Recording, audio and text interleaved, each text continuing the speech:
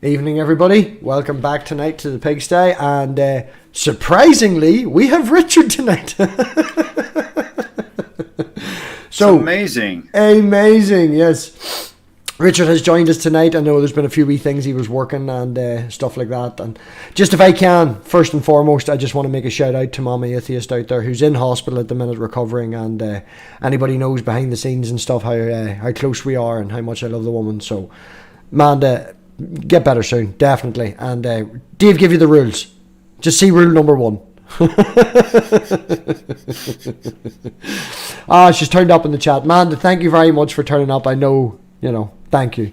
So, Richard, for the people who do not know who you are and the new people here, do you want to give a quick introduction of who you are?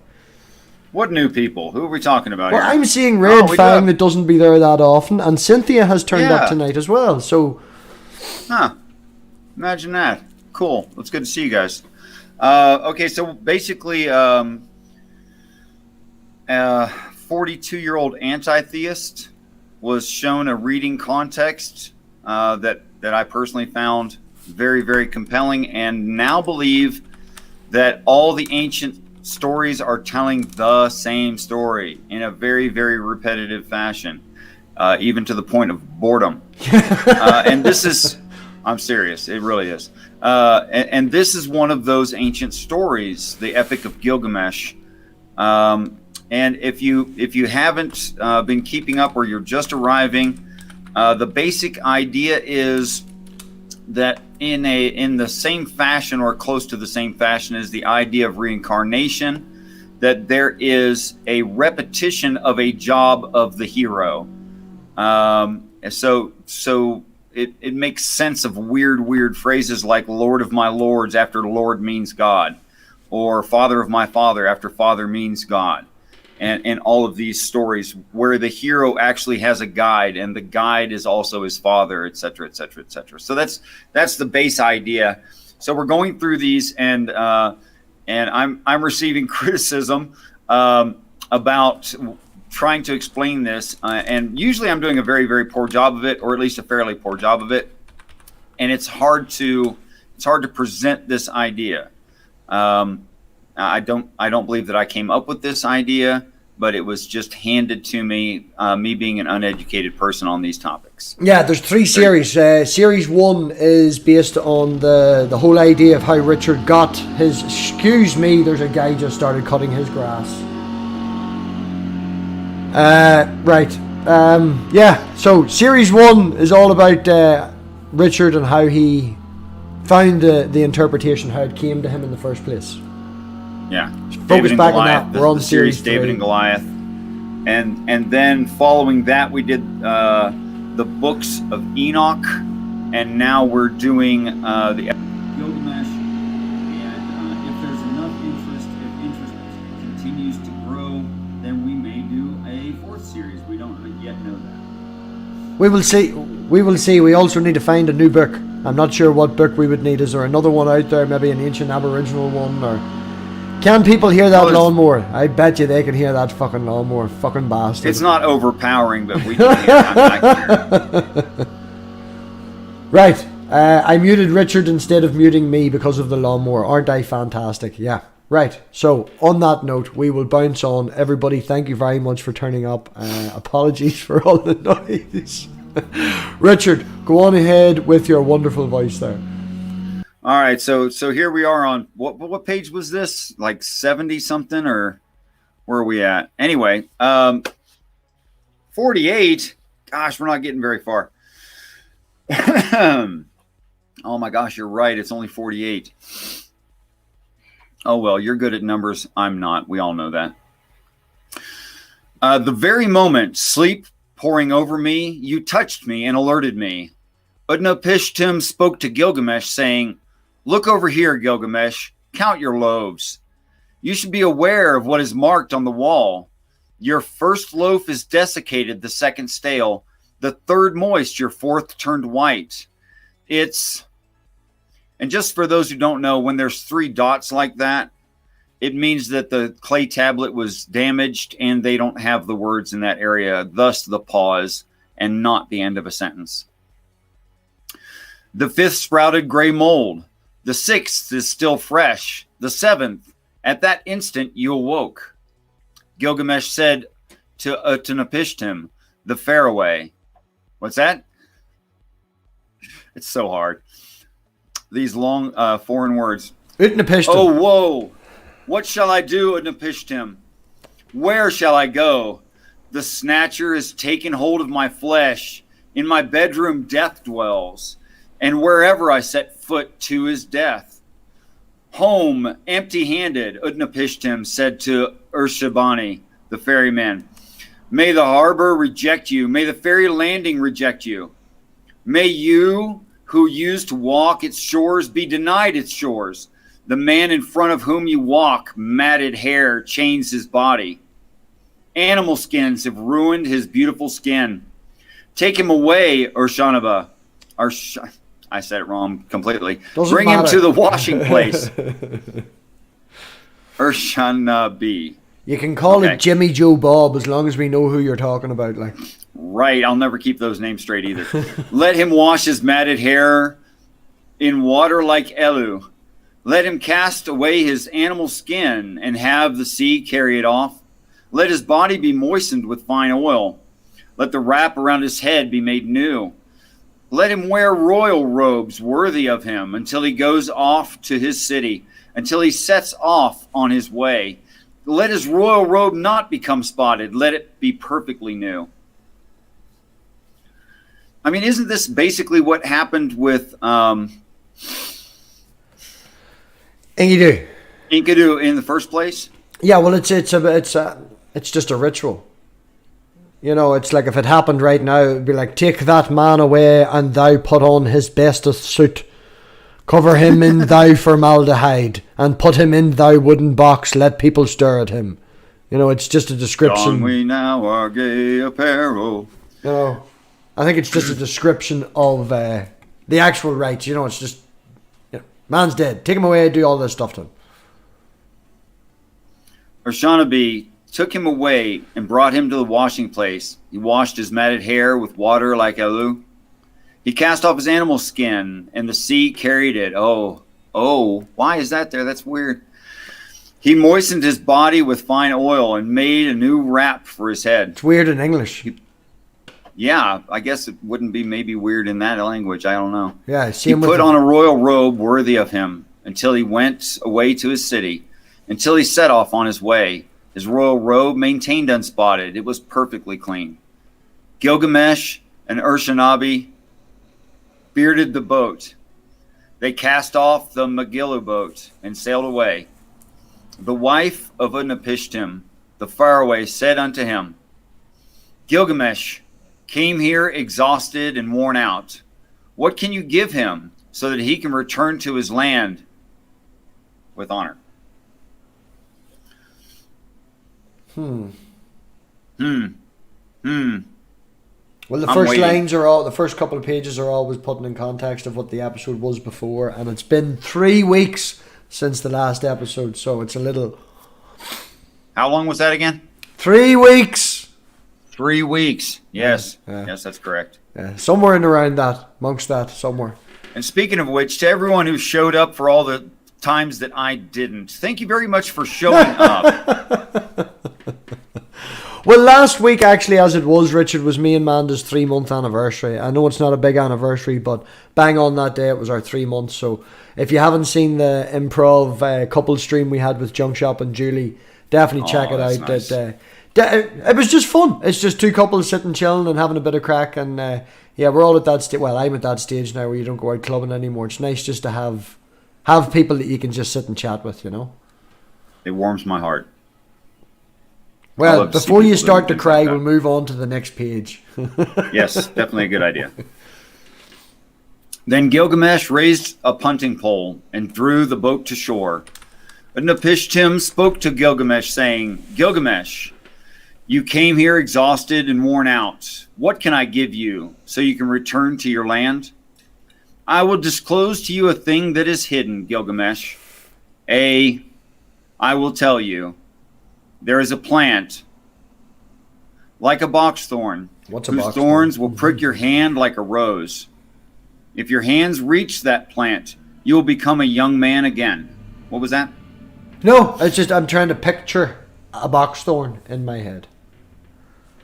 I don't even know what kind of plant that is. I'm going to have to look it up sometime. Exactly, that's exactly what I was asking. I guess it's something like a rose, but worse. Not too sure. And yeah, prick you, little thorns. I was out walking today with Elena, and she was collecting. She thinks dandelions, the yellow flowers, the rare flowers. Yeah, right? she thinks they're the best flowers in the world, and she collects them as we go along. So by the end of the walk, we've a handful of fucking weeds. And she went today to take a purple one off a thorn bush, put her hand around it, and yeah, that didn't go down well. But not that she cried or anything. It was like, I told you not to touch it. Told you it was prickly, but yeah. Now wait. Did you just say simultaneously that the kind of flower that's soft and you can pick and it doesn't hurt you is not as good? She likes to pick flowers when we're out walking. She thinks that dandelions are fantastic, and because they're everywhere, you end up with a handful of them. But when you go past some of the thorn bushes that we have over here, the hedgerows and stuff, they have purple flowers on the thorns.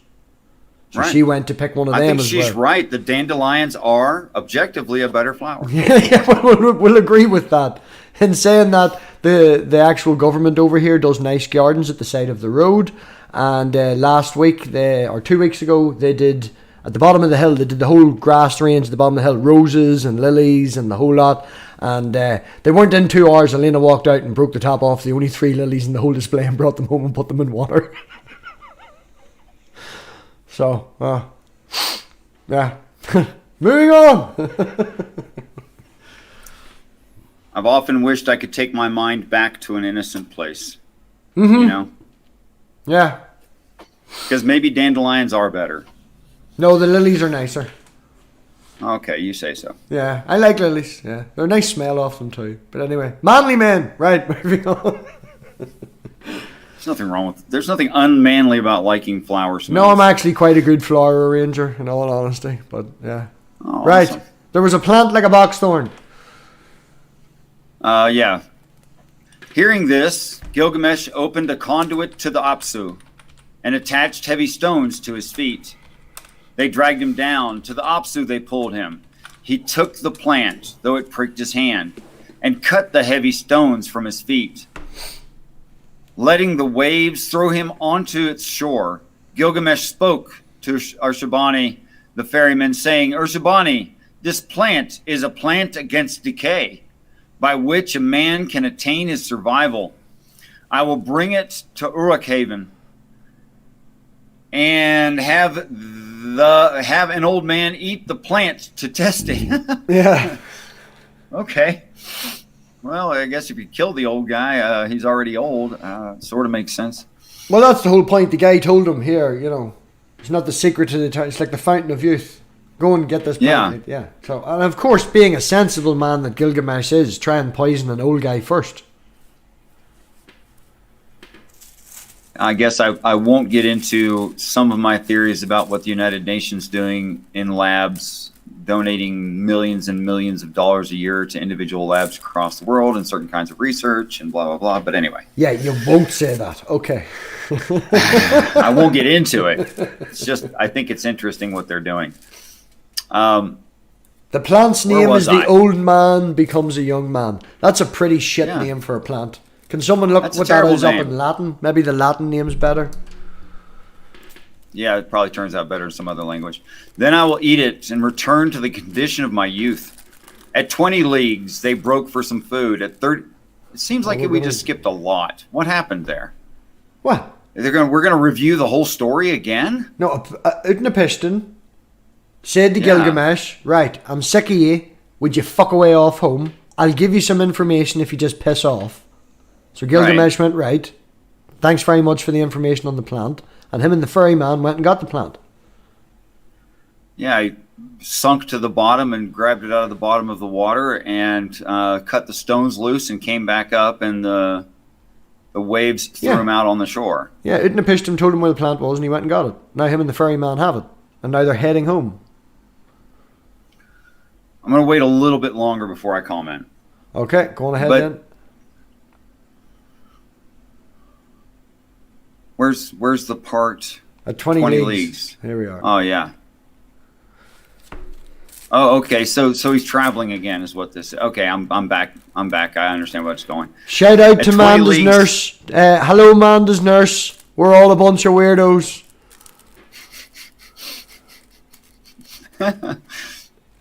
Yeah, I guess so. Okay, so they're traveling. He has to travel back. So, of course, we get this in reverse again. At 20 leagues, they broke for some food. At 30 leagues, they stopped for the night. Seeing a spring and how cool its waters were, Gilgamesh went down and was bathing in the water. A snake smelled the fragrance of the plant, silently came up and carried off its casing. At the point Gilgamesh sat down... Carried off the plant. That was my fault because I moved, but he carried off the plant. What did I said? You said he carried off its casing. Oh, while going back, it sloughed off its casing. Oh, so it lost its age. It shed its skin. Yes. I see. Yeah. You're right. I did not see the line move. At that point, Gilgamesh sat down, weeping, his tears streaming over the side of his nose. Counsel me, O ferryman Ushanabi, for whom have my arms labored. What's that? Jimmy Joe Bob. Jimmy Joe Bob. There you go. Urshanabi. For whom has my heart rolled... Throw me off, man. Don't make For whom have my arms labored, Urshanabi? For whom has my heart's blood roiled? I have not secured any good deed for myself, but done a good deed for the lion of the ground. Now the high waters are coursing 20 leagues distant. As I was opening the conduit, I turned my equipment over into it. What can I find to serve as a marker for me? I will turn back from the journey by sea and leave the boat by the shore. At 20 leagues, they broke for some food. At 30 leagues, they stopped for the night. I'm having trouble with why this snake gets the benefit. Well, it's a snake. That doesn't make sense to me. You know, it may not necessarily... Because they give it intelligence to sneak off with the plant, does not necessarily mean they're giving it intelligence enough to say, ooh, I know what this plant is, and ooh, I can live forever, and ooh, I'm a cool snake. Right. It's just a snake, seeing something pretty, tuck it away. I wouldn't see it as a benefit. It's definitely a punishment to Gilgamesh.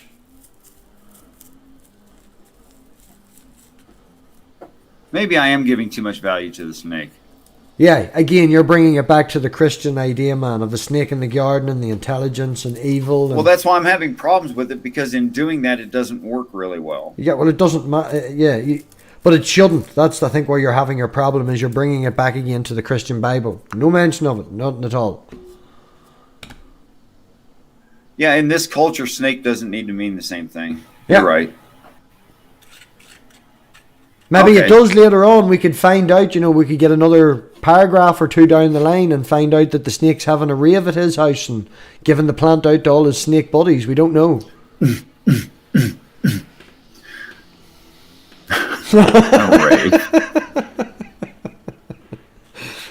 Coming up next week, Richard does beatbox. No, I don't.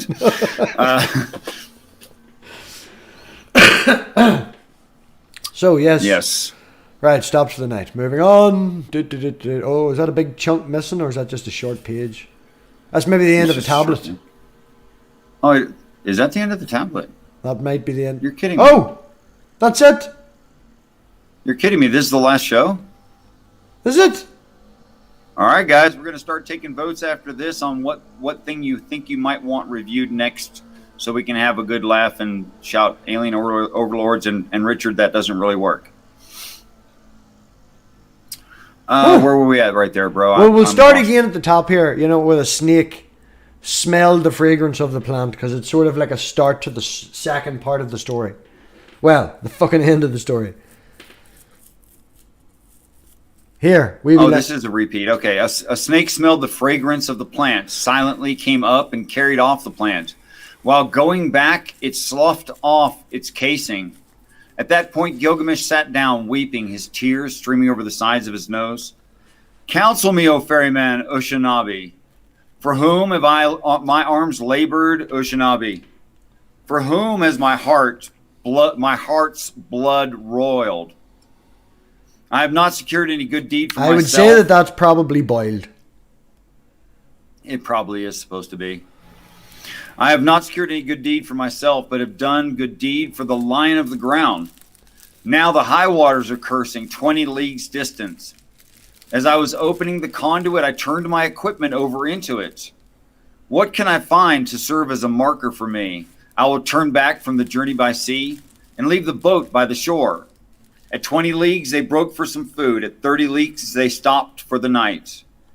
Oh. And it just whizzed by. They arrived at Uruk-haven. Gilgamesh said to Ushanabi, the ferryman, "Go up, Ushanabi, onto the wall of Uruk and walk around. Examine its foundation. Inspect its brickwork thoroughly.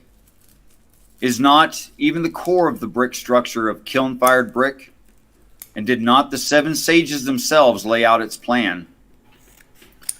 1 league city, 1 league palm gardens, 1 league lowlands, the open area of the Ishtar temple, 3 leagues, and the open area of Uruk it encloses."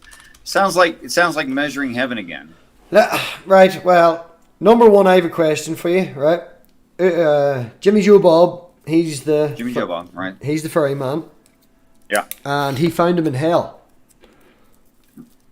Yes. Yes. And then, according to you, without being known to us in the story, he transported him to heaven. Yes. And I believe again, that's right, yes. Very unknown to us, he is now taking him home. Very unknown to us. It doesn't state that he's leaving anywhere or going, he's now back at Uruk-haven, or Uruk-haven, whatever you want to call it.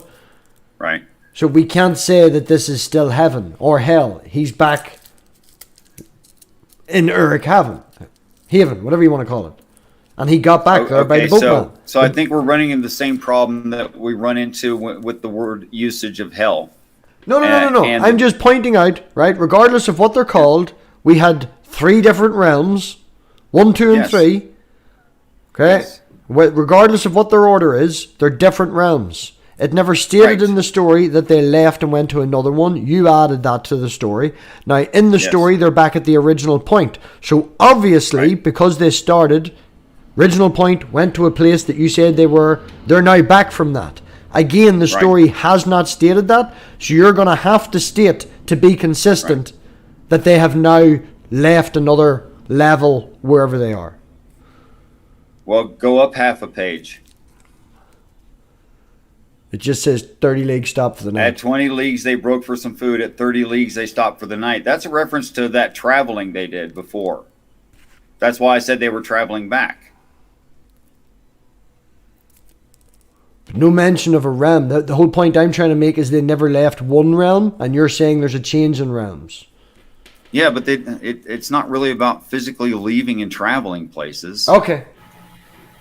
I mean, I think it's consistent to say, although people, especially Christians, won't like this idea, that we only have a loose connection to what a Christian would call a spirit, and that is actually not maintained by us here, but in heaven. So there's no traveling actual to be done, but transition to be done, expressed as travel. Okay, another question I have for you. As we have went through Gilgamesh, you have maintained that Enkidu and Gilgamesh are the same job. Father, son, same job. Same job, right? We're not going to go into the whole manager, whatever the fuck analogy that we agreed on. Well, I said you disagreed on. And damn you, Santi, you fucking stuck up for Richard last time we did this. But anyway, the point I'm making is, where does this story fit in? So we've went 1, 2, 3, 1. Right? We're like, right. No. I'm saying that's what you're pointing out, but where is this? They're back at Uruk-haven. Where's the next part of the story? Where do we jump back in again in the story? Well, let's see. After the hero gets to heaven, then heaven would go to another earth, and this whole thing would go over No, again. he left heaven. That's the point I made, man. That's the point I made. He left heaven. He's went back to earth. He's now at earth, and he's got his taxi driver walking around the house checking for structural problems. No. That's talking about heaven. It's not his house on earth. It's his house. Well, he's back in heaven. He's back in earth, sorry. He's left heaven, back at earth. Urkhaven, back at earth. Okay, well, let me ask you, okay, if a human spirit exists with God, if God exists, you have to grant me a lot. Sorry, but in the conversation, we have to grant these things to have the conversation. I'm not asking you to agree with me or anything. Just that if God is in heaven and God makes spirits start out in heaven.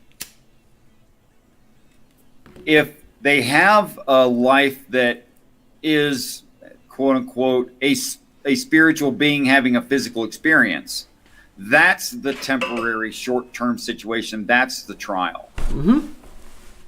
And then when they go home, they're returning to heaven, which is why in the Christian expression it's resurrection, not surrection.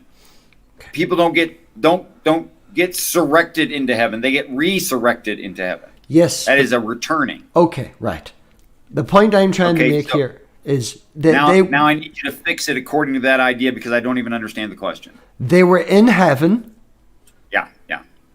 They then got the plant and left heaven. Wait. What makes you think the plant was in heaven? Well, wherever the fuck the plant was. Sheol or hell. It's the descending beyond the descending. He has to go down into water. He has to go deeper than that to get the plant. Doesn't matter where the fuck the plant was. Can we agree that it wasn't on earth? Okay. Can we just agree it wasn't on earth?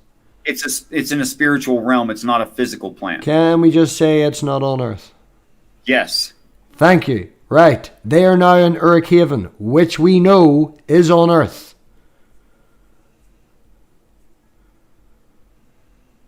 I don't know why you'd say that.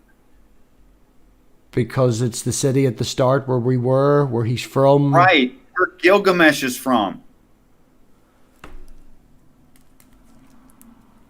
Which makes it not on the earth, but hovering over the earth. It makes it heaven. Okay, right. Well, if we are going to establish that Urkhaven is heaven. Yes. Right. That's a change of your stance because you said that Utnapishtim was in heaven. Utnapishtim was in heaven. Yes, you said that. And we established that it was a different realm. Which character is Utnapishtim? The names are getting me. Hold on. Can we go back to where there's an occurrence of, or just tell me what he did? Okay, right. We've got Gilgamesh, right? Who the last time we talked, Gilgamesh. I've got Enkidu and Gilgamesh straight. Okay, right. We've got Enkidu and Gilgamesh. Is the ferryman, right? No, that's Jimmy Joe Bob. That's Urshanabi. Which one was Utnapishtim? He's the Noah character. He's the one that survived the flood. So he's not. Okay, so he only informs Gilgamesh. He only gives information to Gilgamesh. Which you said he found in heaven, being taught. The whole problem of too many Christs. Because Gilgamesh is Enkidu, which is the old Christ to the new Christ. Then they went to heaven to meet up with Utnapishtim, which is another Christ. Talking about a Christ in the story. There was too many Christs. Do you remember me talking about this? But the one thing we're going to focus on. Hold on. Communication between Enkidu, who became the new Gilgamesh, and Utnapishtim being in heaven, does not require that Gilgamesh, the new Gilgamesh, went to heaven. But you stated that he did. I can't even keep track of it anymore. That's why I do this one thing at a time. Okay, right. Well, it doesn't matter, right? It doesn't matter. Let me point something out. Utnapishtim, right? Let's dumb it down, make it really simple. Where they are now is not where they were before. They have travelled. You have described, 20 leagues, 30 leagues, slept and said. You made a point about it, how it was their journey back because they made a journey there. Right. So we can agree that where they are now is not where they were. Yeah, just a few paragraphs ago, not the same place. Right. Well, that place where they were is supposed to have been heaven, you said. I established this. I said that you had pointed out that they had travelled to heaven in the story, and it wasn't pointed out, and you made that leap, and you said yes. So they have went from heaven to where they are now. They both can't be heaven. They all can't be Christ. Wait, hold on a second. Are you talking about like the lake that he dives down to is in heaven? Richard, do you think I said that? Okay, really slow, really quick version, right? He is on the realm of earth. After Enkidu died, he wanted to go to another realm, which we will refer to as... Why would Enkidu die and they're still on earth? Richard, what happened in the story, according to the words that we have read, is Enkidu died and Gilgamesh went through hell. Yes. Right, so let me just say, yes. When the hero dies, he goes to hell. Right. Right, well, he didn't die. The person who went to hell is not the person who died in the story. In your interpretation it is, but not in the story. In the story, Gilgamesh went to hell because Enkidu died. That's an establishment of one realm and another one, moving from one to another. Okay? Right. Past the Scorpion guys and the Guardian, whoever it was that he defeated. He then met the woman. The woman told him about the furry man in hell. We went and met the furry man, Jimmy Joe Bob, and Jimmy Joe Bob took us to Utnapishtim. You then stated that that was another travelling from one realm to another, which was just being taken to heaven. Right? Wait, then we had the whole conversation about all the Christs being able to move up and down between realms and too many Christs, and how can this Christ go to heaven and back and all the rest of it. I'm going to have to make a flow chart of this. Right? And then Utnapishtim told Gilgamesh, want you to piss off, here's some information about a plant. Now, wherever the plant is, if the plant's not in heaven or in Sheol or hell or whatever you want to call it, that's another realm that we need to go to. And now we are back on Uruk Haven, which is the original realm that we start from. Now you can't say where he was is heaven and where he is now is heaven. There's not a physical Sheol, even if there is a physical hell. I don't know if that even helps. The point I'm trying to make out is regardless of what they are called, they are moving between realms. The last realm we were in, you referred to as heaven. You are now calling this realm heaven. If you transport from point A to point B, A is not the same as B. What was the topic when I said, oh, there's this second heaven? Richard, really simple point. You called the last place heaven. You're now calling this place heaven. That can't be right. What's this last place you're talking about then? Uruk Haven, where we started. Uruk Haven is where Gilgamesh is from, the original first Gilgamesh in the story. Mm-hmm. That's heaven. No, it can't be, because you said he met Enkidu there, and that Enkidu is the representation of the Jesus on the Christ, whatever person that is. That's the person on the earth. He's outside of Uruk Haven in a wilderness. He's not downtown. They're all the same plane of existence. There was no mention the whole way through the story of moving between realms until we got to hell. You were happy for it to all be the one realm. Uruk Haven is... No. Now you're just adding to what you didn't say at the start. You're just adding that's now. A straw man, bro. I don't appreciate that. No, Richard, you did. Uruk Haven and Enkidu were in the same place. All right? Maybe not the same city, but it was the forest outside the city. That's an assumption. That's what the book says.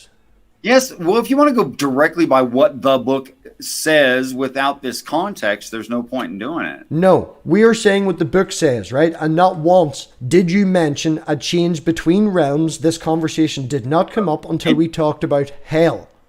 Does the whore in the city have to leave the city to find Enkidu?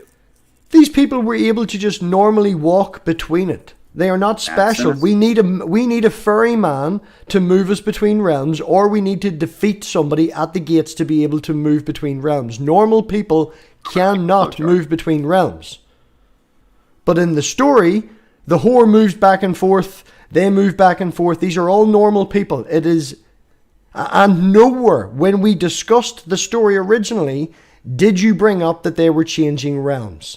Only when we went to hell Did we talk I about don't changing know where realms? you can get that I didn't say that when I said Gilgamesh is God, Enkidu is Christ on the earth. I don't know how I didn't say that. Richard, we are not saying that you said this, that, and the other. I am saying that you did not point out that there was a change in realms, a change in placement, a change in any of that. Only did you mention it specifically when we got to hell. The realms that we have discussed, going back to the last week, we used 3 realms: heaven, hell, and earth. And we started on earth, which had the name Uruk-Haven. I don't know why you're insisting we started with Uruk, heaven on earth. I don't know why you're insisting on that. I said that's God's house. I said it's the original, the first Christ in the story house. It can't be on this earth. Richard, normal people can just come and go from Uruk-Haven.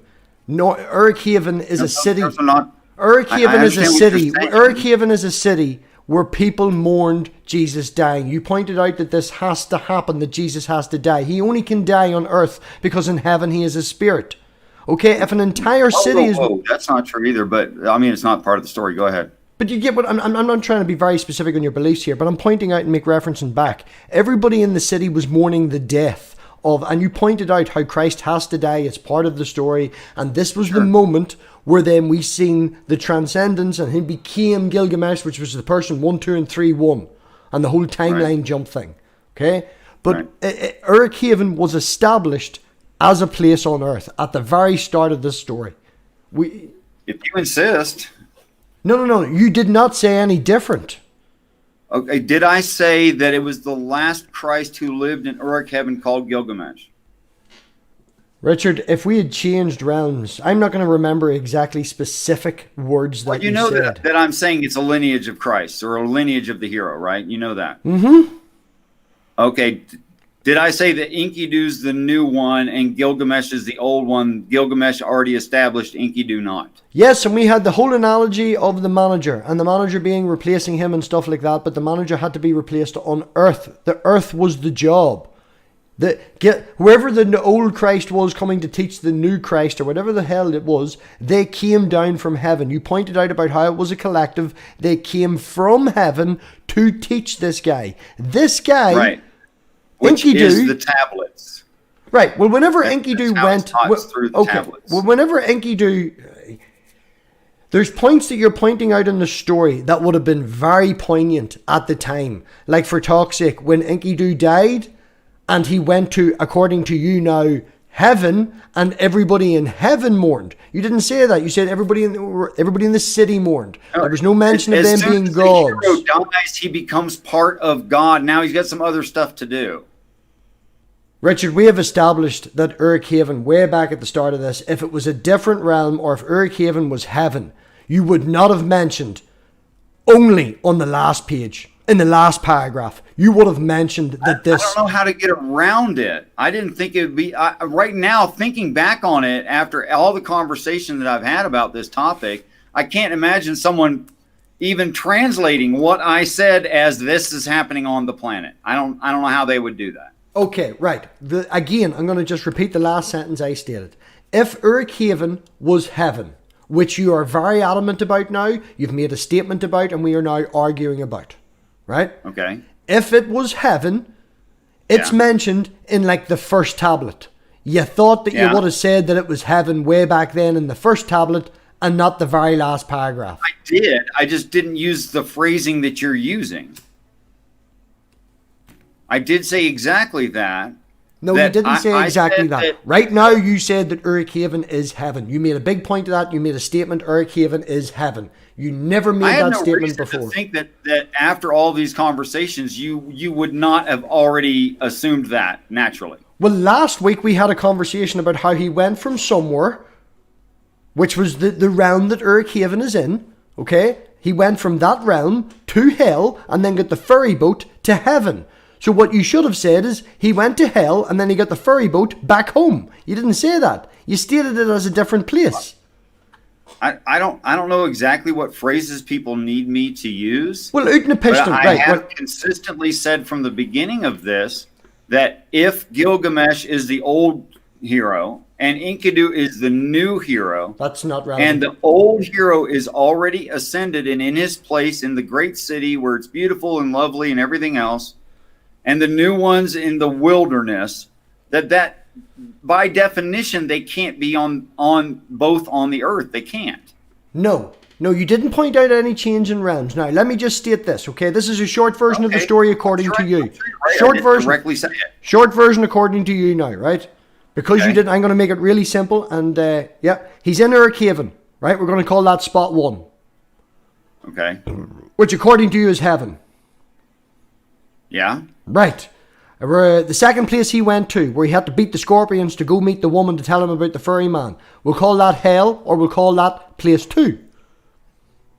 Place 2, or let me see. Wait, what the fuck? No, place 2. It's a different Actually, place. It'd be Sheol, not hell. It's a different place, okay?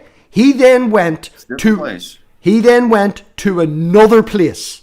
You agreed that it was another place, right? Yes. Right. So that's where Utnapishtim is. Now you say Utnapishtim is in heaven. Utnapishtim is in heaven. Utnapishtim is a guide guiding him from heaven. They don't need to be side by side to communicate. Where's this third place he went to then? You agreed I would last call that week. hell. You agreed the last time that we did this that it was a different place. I referred to it as heaven. It's a different place. Yes, referred to it as heaven. This is why we had the whole argument of too many Christs. Right. Right? It was heaven. He has now left place. Right, so place 1. Did we leave place 1, went to place 2, and then went back again? If Utnapishtim's in the same place as where we left, why would we have left? I think this is the same reason that Moses doesn't cross into the promised land. He's already there. Richard, Gilgamesh went on an entire journey to go get to Utnapishtim, which we agreed is in heaven. And now you're saying that the place he left was heaven. Why did he leave it in the first place? I'm going to draw a flow chart. These verbal explanations and justifications are not working. You have never pointed out up until right now that Uruk-haven, anybody in the chat who's regulars, were that Uruk-haven... Last show we had, you said, oh, you never pointed out. We've been talking about this stuff for 8 months. We have not been doing this particular story for 8 months, and I'm making a reference point back to the very first tablet when they said Uruk-haven. So from the very first episode of this series, has Richard, asking the chat, has Richard pointed out that the place that we started at was heaven, or was it from everyone's understanding that was earth that we then moved from and went to hell? That's like you've only pointed out that this is heaven now. Oh my gosh, I don't know how to avoid it. Richard, because the only people who can transport... Let me just ask you, according to Christianity, where does God reside?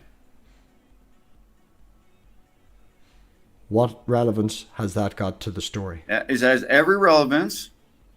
In what way? I'm talking about what's written in the story and what you have said. Nothing to do with Christianity. I compared Gilgamesh to the old hero or part of God. Just tell me where God lives. Okay. I am not disagreeing with certain things that you have said. I would have to say that Uruk-haven is heaven. I don't know why I'd have to say it. Why? Sorry. You would have to point out that Uruk-haven is heaven for the simple reason that you have also stated many times that the only people who can move between heaven and earth are Christ.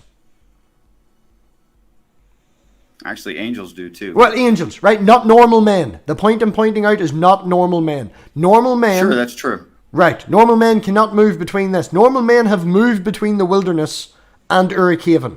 What normal men? The whore for a start. The trader for a start. The people who live in the city who go out into the wilderness. The people who mourned Enkidu because they knew him from the wilderness. These people are able to move from the wilderness to Uruk-haven. Yes. They're normal people. No, you think they're normal. They're residents of heaven. Okay, why did you not point that out that the entire city of I can't believe. I'm personally kind of surprised that you're now requiring me to say something I've said the entire time.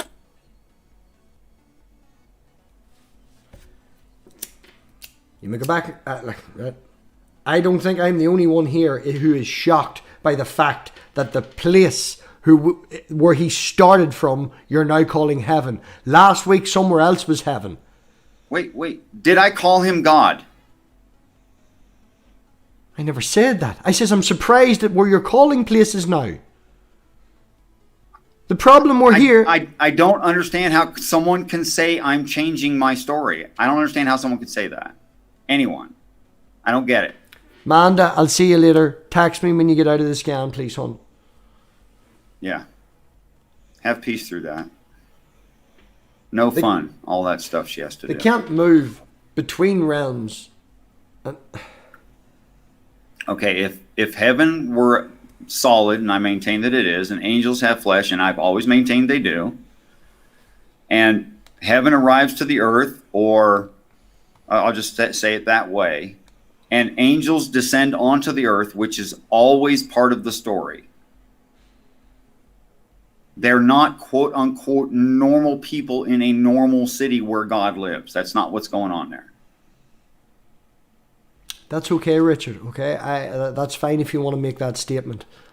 But these people moved between these places. These are normal people. Never before were they ever pointed out, okay? If I'm reading a story and there's a supernatural being and I'm trying to point out supernatural beings in a story, I'll point it out. All right? I'm not going to just let people... only tells me that we go through these stories too fast. That's what this means to me. We go through them too fast. We skip over too much. We don't talk about it enough. And yeah, it would make twice as many episodes. And yeah, it's cumbersome. And I don't mind doing that. And many an episode I've offered to go an hour and a half and you don't want to bother the people. Well, I don't want to make each episode an hour and a half, but just have more of them.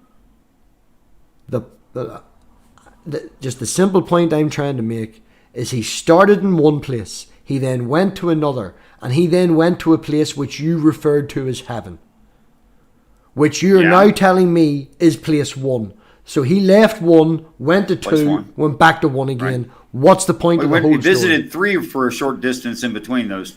If that's where the plant was, that's... Yeah. You know, that's 3. But there's, again, that was 1 paragraph, and we don't know if it was a different... But we don't know if it was a different realm. It could be heaven, it could be hell. The only thing we know is it's not Earth. That's all we know. Yes, great. We can say it's not Earth. The place where the plant was, yes. Yes, and the place where the quote-unquote God in the story lives can also not be Earth. It cannot be Earth. He doesn't live in the same place as Utnapishtim, which you said was heaven. What is wrong with Utnapishtim living in heaven, communicating with someone not in heaven? What's wrong with that? The assumption that they're standing side by side talking would be an assumption. Okay, well that's fucking stupid in my opinion, because if I live with somebody, why the hell would I leave to get a telepathic message from them and then come back home again to say thank you for the telepathic message? Why did I leave in the first place? Great question. So from what I understand, the hero starts in one place and eventually returns to that same place. Okay, that's fine. That's one character and one person. That's one character and one person, but in the middle of the story, the characters switch. Enkidu becomes Gilgamesh. You're saying this one character has a story, but this one character, for a time being, it's not matching up timeline-wise, Richard. It's the Trinity. It's the same thing as the Trinity. It's not working out in a timeline and in a placement. I don't know what you're expecting from a timeline, though. That I don't know. Because again, Richard, you're focusing on Gilgamesh starting in one place and ending up back there again. Yes. So we follow Gilgamesh. It's Gilgamesh the whole way through the story. Gilgamesh gets to somewhere. Gilgamesh goes back. But halfway through the story, you said that Enkidu was Gilgamesh, and then Enkidu died. Yeah. So what part has that got to do? The timelines don't match up. The places don't match up. It's in chronological order. I don't know why you're saying the timelines don't match up. Because there's a person dies in the middle of the story. And you're saying that the characters swap in the middle. But 2 minutes ago, you said it was a circular motion for the particular character of Gilgamesh where he left and returned. He didn't leave and return. He left, fucked about and became someone else. Then that person became him. And then he went somewhere else. And then he came back again. I couldn't tell if that was just like colloquial speech or if you actually meant it that way. He doesn't become someone else. Somebody becomes him. Part of the manager system. You have an episode on your channel where you say Gilgamesh and open brackets, but really Enkidu. So you're right. Yes, you're talking about them transforming, becoming there's. Enkidu becomes part of Gilgamesh. That makes him God, not Christ. Ever would. What? That makes him part of the God collective, not the Christ job. Right, that's why it's called Enkidu. That's Christ's job. Right, well then why did we have the argument last week of all the different Christs, everybody being different Christs, if Gilgamesh is God? I have no idea.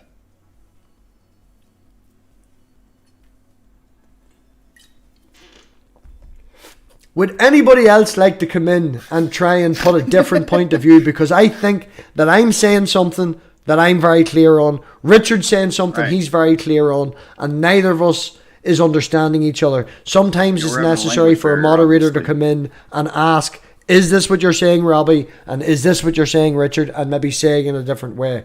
So if anybody wants to jump in, Santi or Amiga or anybody. But I feel like I'm banging my head against the wall. Did you read what Nerdy wrote? A time-traveling telepathic Jesus. The question is... telepathic, polymorphic Jesus. Yes, that's what I was going to say. Richard's not like Christianity. Richard takes Christianity and then times it by 10 because there's a collective. Well, yeah, it's a necessity of the text if the text is consistent within itself. Right. Someone told me... it doesn't have to be true in reality. I can't show that it's true in reality. Right. Give me 1 second. Can't show that. 1 second. BrainBug is coming in. Yay, I love BrainBug. BrainBug is coming in. Give me 1 second. I open up another page here. Whee! Wonderful having See, Ricardo gets it. He goes, I think that Enkidu becomes Gilgamesh. Right. He gets it. Okay, that's fine. We understand that. But the problem that I'm having that this argument came from is because you're saying now, excuse me, that the place he started from is heaven. Ooh, that looks scary fun. What is that? Is that a real water? Is that that's a movie, right? That's not a real water slide. Oh yeah, probably is. Who knows? Twitter shade. Twitter can. Okay. Yeah, I have hatred for Twitter. I laugh at Richard sometimes. Richard likes and shares and retweets some of my links for these shows that are about 4 weeks old. And it's just, I haven't been on Twitter in like 4 weeks. What have I been tagged in? Retweet, retweet, retweet. Everybody's watched it, Richard. They've already on 2 episodes later. Okay, so I'm a little slow. It's fine, it's fine. Right, where's the chat? It's kind of the boy that cries wolf, though. If I do that too much to too many people, they'll just stop opening it and looking at the tweet at all. I have to be careful of that. Oh, this is going to be fun, right? We're getting Santi as well. Santi's up for coming in too, right? Both Brian and Santi have the link, okay? To answer to Dave, have you considered that the text is not consistent with itself? Yes, in which case, throw it away. Just throw it away. Throw away the whole Bible if that's your view of the Bible. Throw away all the religions. So everybody, thanks for coming back for Series 3, a complete waste of our time with Gilgamesh. What I'm presenting is what I believe is a consistent view within all of the stories. That's the point of doing these. It didn't seem very consistent that you had to twist it so many different ways to make it fit, though. That's not fair. In my opinion.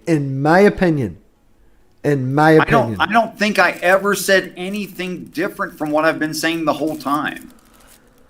Now, am I explaining it perfectly? No, I'm a human being. Of course I'm not. I'm not saying that you are saying anything differently. I am saying that you are being exceptionally consistent. That's the point I'm trying to say. Your story is exceptionally consistent. The same with Christianity, with the idea, and I apologize if this is being rude, but the God of the gaps. We've set the establishment story. This is the crack, and we've got, this sort of a story that we've got. Your research that you've done, Richard. You've got a base core idea where if people questioned you, you know exactly where to come from. You've done more research and more background study into your beliefs than any other Christian I know. I could come at you with a lot of different questions and you would have answers for every one of them that in that specific time may not be contradictory. And your logic is sound. But the problem that I'm coming with is that when we overlap different things, there seems to be faults and problems where you get overlaps. I'm pointing out the overlaps and you're maintaining your consistent story. Yes, but it doesn't seem to line up with the problems that you're pointing out. But I don't seem to be able to see the problems you're pointing out. Referring back to your last statement, just if I can finish, referring back to your last statement, where you see a consistency between all these ancient stories, because that is what is part of your belief, you then have to see consistency between all these stories. Yeah, except I see some stories that were made up, and they don't fit anything. And I don't squeeze them in. Welcome, Santi. Hello. Sorry, I was closing the closet. Hi, Richard. Right. MathPig. Nobody can see your beautiful face yet, Santi, and Brian has joined us. Let me see if I can get Brian in. Right. Hey. Please don't expect BRAINBUG. We have BRAINBUG. Right. Oh, we've now got Santi and me and no Richard. Ooh. Okay, we're going to have to go MathPig style. And I don't have camera 4 set up. Isn't that wonderful? Right, people talk away. Talk away. Talk away. Well, Richard, hi Brian. Sorry, I said talk away and then jumped in. Brian, you can go first. Questions, go for it. This is working out. I just want to know what I missed from my walk I got my office upstairs back down here to the hive. What all was said? Where are we on? Is Enkidu Gilgamesh or where were we on that? Well, the problem that I'm having, Brian, how much of the series you've missed, and just be honest, because it seems like you've been here for the whole thing or nearly all of it. Yeah, at least since April. So I may have missed the beginning of it when you all first delved into it, but okay. So, and I'm going to need MathPig's help on this one because I think I don't understand the problem. Truly, I don't. Okay. So, from an outside view, not me, it's been explained to me that I'm inconsistent in the following way. I actually said the exact opposite. I said that you were very consistent. I just see overlaps and faults. I don't know what that means.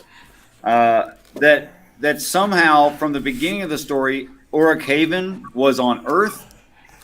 And then at the end of the story, I am forcing Uruk-Haven into being heaven. Okay, so state now, what do you is Uruk-Haven heaven? Is it in your interpretation of the narrative? Is that heaven? Is that a name for heaven? Well, I think that God, represented here by Gilgamesh, lives in heaven always. So Gilgamesh is not the Christ anymore? Well, let's just stay with Gilgamesh for now so we don't muddle the waters with that. But that Gilgamesh lives in heaven always. Gilgamesh does not like ever reside on the earth. But does like a recruiting process for the new addition, if you caught that episode, the new manager added into the managers. And then sacked and died. That was when I first heard you saying that. Okay, so Enkidu was the I guess the god figure, and now he's passing that on to Gilgamesh. Is your no? You've got that flipped. Okay, I got it flipped. Okay. Gilgamesh so- is already living. He's the very, very strong one in the perfect, beautiful, gorgeous city that's absolutely amazing. Gilgamesh sends himself out and sends others out. But they always return to the city. That would be heaven. And heaven is Urkhaven? Urkhaven is heaven, yes. Okay. All right. So he never leaves. Then he's sending a new version of himself out. Is kind of where our. Maybe if I put this in terms of American football. I don't. You're not going to keep. I'm not going to keep up with that. Well, I think that just leaves you, Richard. To me. Yeah, we've. Well, I'm a nerd. I don't do sports. Yeah. Yeah, look at us. For me, helmets and tights How don't about mix. as a corporation? How about if we do it as a corporation? Okay, go ahead. Hit me with it. What do you got? Okay, so you've got the president of the company. That would, in this case, be God. In the Okay. company. But God is a company of collective heaven? of people. Would you not say that it's actually a board of directors? Would that not be a better analogy, Richard? Oh my gosh, don't change it for me already. I'm just asking you because you say Let- it's a let this collective one of fail previous. first. If God is a collective of previous Christs from different Earths, would it not be better to say that it's a board of come directors? next, quit. Are they independent entities? You say it's a collective. Or are Okay, They, so there's an owner of the company, but nobody ever sees the guy. okay. Okay, but Is he but also the the whole president company is life. of The the company company? is what's that? You said there was a president for the company, and now there's an owner. Are they the same person, or they're different? That's my entities? fault. It's just going too fast, and I'm using the different words to say the same thing now. Yeah, president, owner guy, the guy who the top guy. CEO. No, This- it's The no. CEO. Don't do that. I'm gonna need the CEOs later. Don't do this to me. Okay, so as a corporation, the corporation is Life Incorporated. The corporation is Life Incorporated. Life Incorporated. Okay. I'm making a chart. Okay. I'm gonna have to leave again. So Life Incorporated was founded by God. Okay. Who is the owner Nobody and the gets president? to meet God. Nobody ever gets to meet God. But when the company was very, very, very, very small, and it's grown a lot, there was one person running the show, a CEO. Okay. Now that CEO said, I'm doing really good at growing this company, but it's grown beyond where I do it myself. I need other CEOs. So now you have a board of directors. Okay? Right. Okay. So you've got, what I'm doing is bringing it up to this point of time in life. Okay? Now, below this, the top floor of the building Life Incorporated, where all the CEOs meet and stuff. Okay, you've got lower levels in the building. So the next floor down, you've got like your regional directors, and the next floor down, you see the idea, right? Okay, so the regional directors, that would be like the apostles in heaven. Okay, and then below that, you would have like angels, like regular angels they're not running the show, but they're like distributing information. They're literal messengers. Okay, so they're like putting out commands from the hierarchy. Okay, so as this company gets to right now in time, the situation of Life Incorporated is that there's an already established board of directors. They perfectly follow the originator of the company in intent. They perfectly follow that intent. Okay, go ahead. Question, because there's one little thing that doesn't follow there. Like, Okay, go ahead. nobody ever met the owner, which is God, right? Yeah. But yet board of CEOs not know his intent? Yes. How does he transfer the message if nobody They get his cares? email. It's naturalism. It's the natural perfection for the whole Life Incorporated. It's like what secular morality would eventually come to on its own with no help. No, I'm talking about the metaphor because I did like a little chart on everything that you were saying. He wants to know how the CEO or the owner of the company is communicating to the CEOs. How they're receiving the information from. It doesn't have intelligence. Sorry. In this case, it's a set of ideals. It's perfect business. So the owner of the company is not actually an entity. Then it's of its own. No, it's like a structure. Will it be like a constitution for the company on behaviors? It's perfect business ethics. Yeah, okay, a constitution for the that works pretty okay. That works okay. Like a business mission. Entity. It's like their business mission, their business model, their ethics, all that stuff. Okay, so it's not so much an owner as a concept. You're right, owner's a bad word for that. It's more like a motto. It's like McDonald's. I'm loving it. Yeah, something more like that. Motto. It's a franchise. Okay, that's a model. McDonald's is a franchise. Yeah. I was putting a motto. I don't know any other mottos. Well, if we're up to 20 something Earths now, there is a bit of a basically franchise going. Go on. Yeah, go. Okay, so moving the company Life Incorporated forward in time, which it started a really freaking long time ago. We come to right now in linear time, okay? And right now, the company is still expanding. It's still getting bigger. And what it does is it has, how do I say that? It has a natural pool to draw from, but you need another addition of the CEO to be over top of that pool of people. So one is selected from that pool of existent people who are already working for the company, so to speak. Some are working against it. And that one is selected from the whole group to be the new addition of a CEO that represents that group in the company. So is that Go ahead, person Frank. predestined for that position though, or they just this grab one out of the? We can get into the metaphysics of it later, I guess. I'm just trying to get the model out. Okay, because it kind of sounds like how like the bee is how they pick their queen. Well,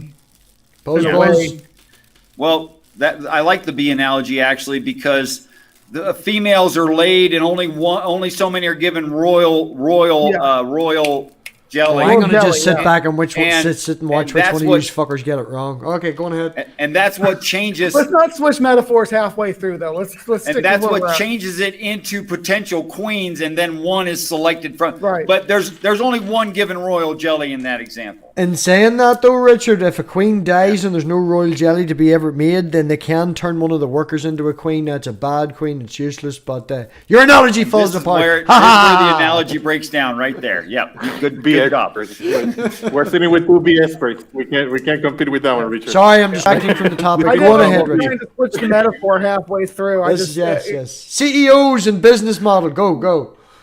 Okay, so in that case, we are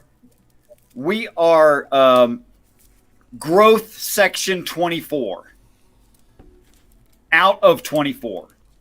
Okay, the 23 growth sections of this company have already happened in the past. They're already well established. They know what they're doing, and they've moved a floor up in the building, and the basement floor is open. And we're going into the basement floor, so to speak. So we're all the way at the bottom of the company, in like if it were a pyramid scheme kind of thing. Okay. although it's more like a tower and less like a pyramid. But okay, so It's not a pyramid scheme. Do not lay it out as a pyramid scheme. I already said pyramid scheme. I don't mind the term, but it's more tower like. It's more leaning like Tower of Pisa kind of. Like the little chart. More obelisk-like than pyramid shape. It doesn't get bigger as it goes down. It doesn't work that Santi's way. like Charlie Day over there with this chart. Maybe more like stacking coins. All the coins are the same. Maybe like stacking coins. All the coins are the same all the way up. So there's always a CEO. What's that? There's always the CEOs don't die of old age. They don't retire. They don't die of old age. They're just forever part of the system of CEOs or board of directors, I guess you would say, whatever you want to call that. So the board is immortal. now The board is immortal. Go ahead. Each level of this tower is a cycle of like from a creation to a like separate Armageddon kind of situation. Yeah. The whole 6th day of creation thing. All that's each individual block.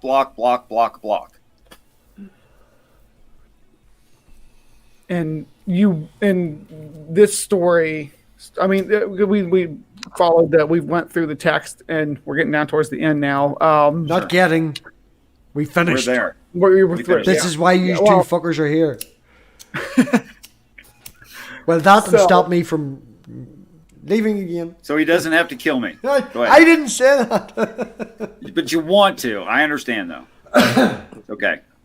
So, what assumptions are you making about this particular story? Not about the whole process, the whole cycle, but this particular story.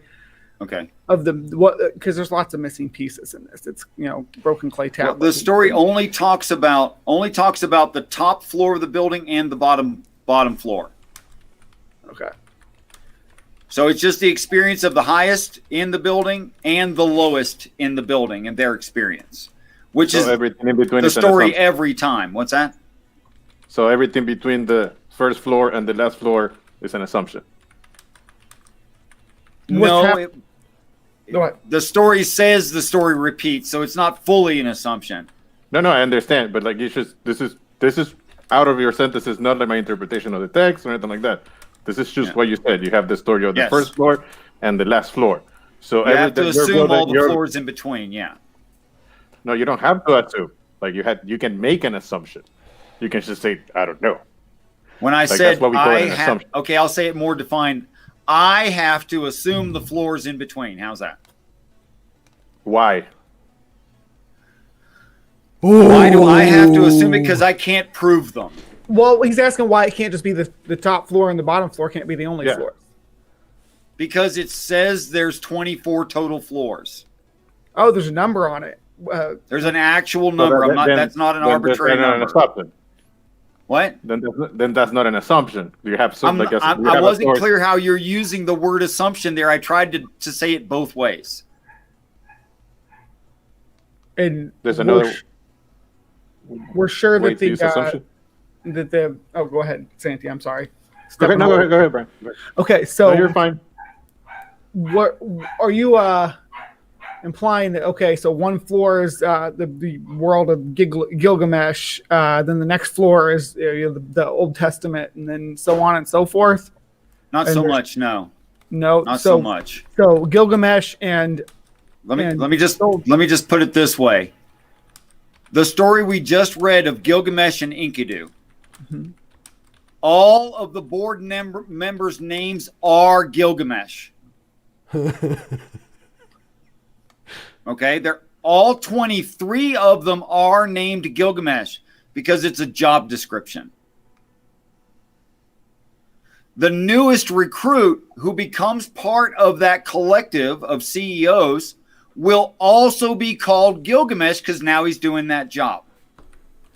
While he's being transformed and trained to do the job, he will be called Enkidu. But you just said he was always Gilgamesh. Yep, I pointed that out earlier. Yep. And now you're saying Would you he's going to expound transform on- into Enkidu. Okay, so I'm noticing that I'm noticing MathPig agree with you, and I cannot at all calculate what you're trying to say. I need you to expound on it, Santi, please. Oh, no, I'm just responding to what you said.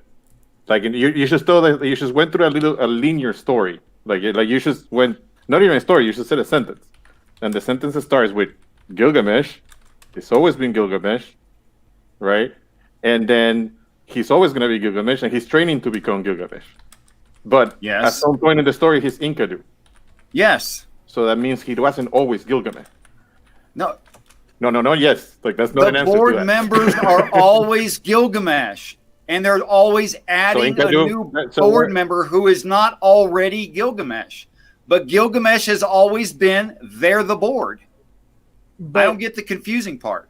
So were all the board members Enkidu before they became Gilgamesh? One at a time, yes. Well, can I just add one thing? Richard, you keep saying all the board members are called Gilgamesh.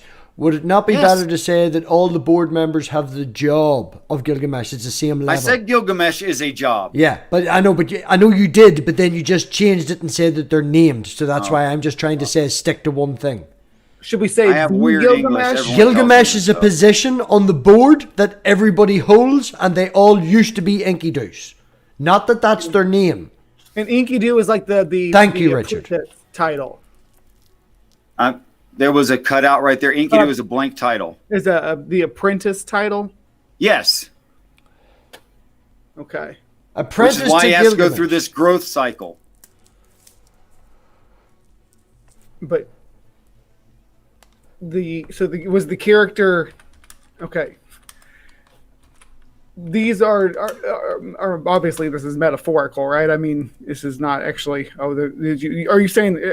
I'm just trying to keep things in line here. Are you saying that that this is an actual physical person that transcended to become the Gilgamesh figure, like in the physical world?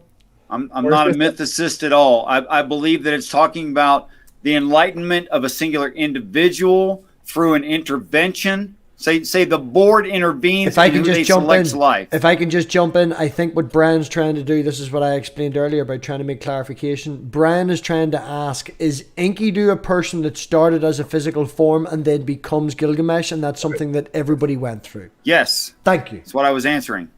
Okay. You just yes would have worked. Yes is never good enough because yes leads to this problem. Well, I mean, we're trying to follow along. On a yes or no question, But the- yes works. The problem is the whole idea is so freaking weird. I've barely heard of it. No one has any clue what I'm talking about. But I have to allow people to ask questions, but then they ask questions that don't make any sense. And that leads them down a rabbit hole they don't want to go down. Well, let's see if Santi's notes will keep us up with that. What do you got? No. They have become a maze. These notes are kind of. I have a god as an owner, president, Gilgamesh, and motto of the company. So Life Incorporated started out as one floor with really long hydraulic jacks on the bottom of the building.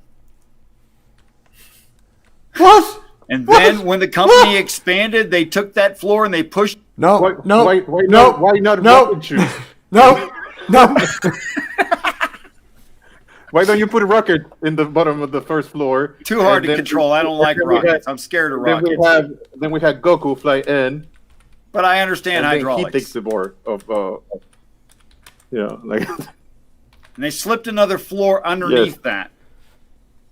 And then you can't. Yeah, just get out the fuck.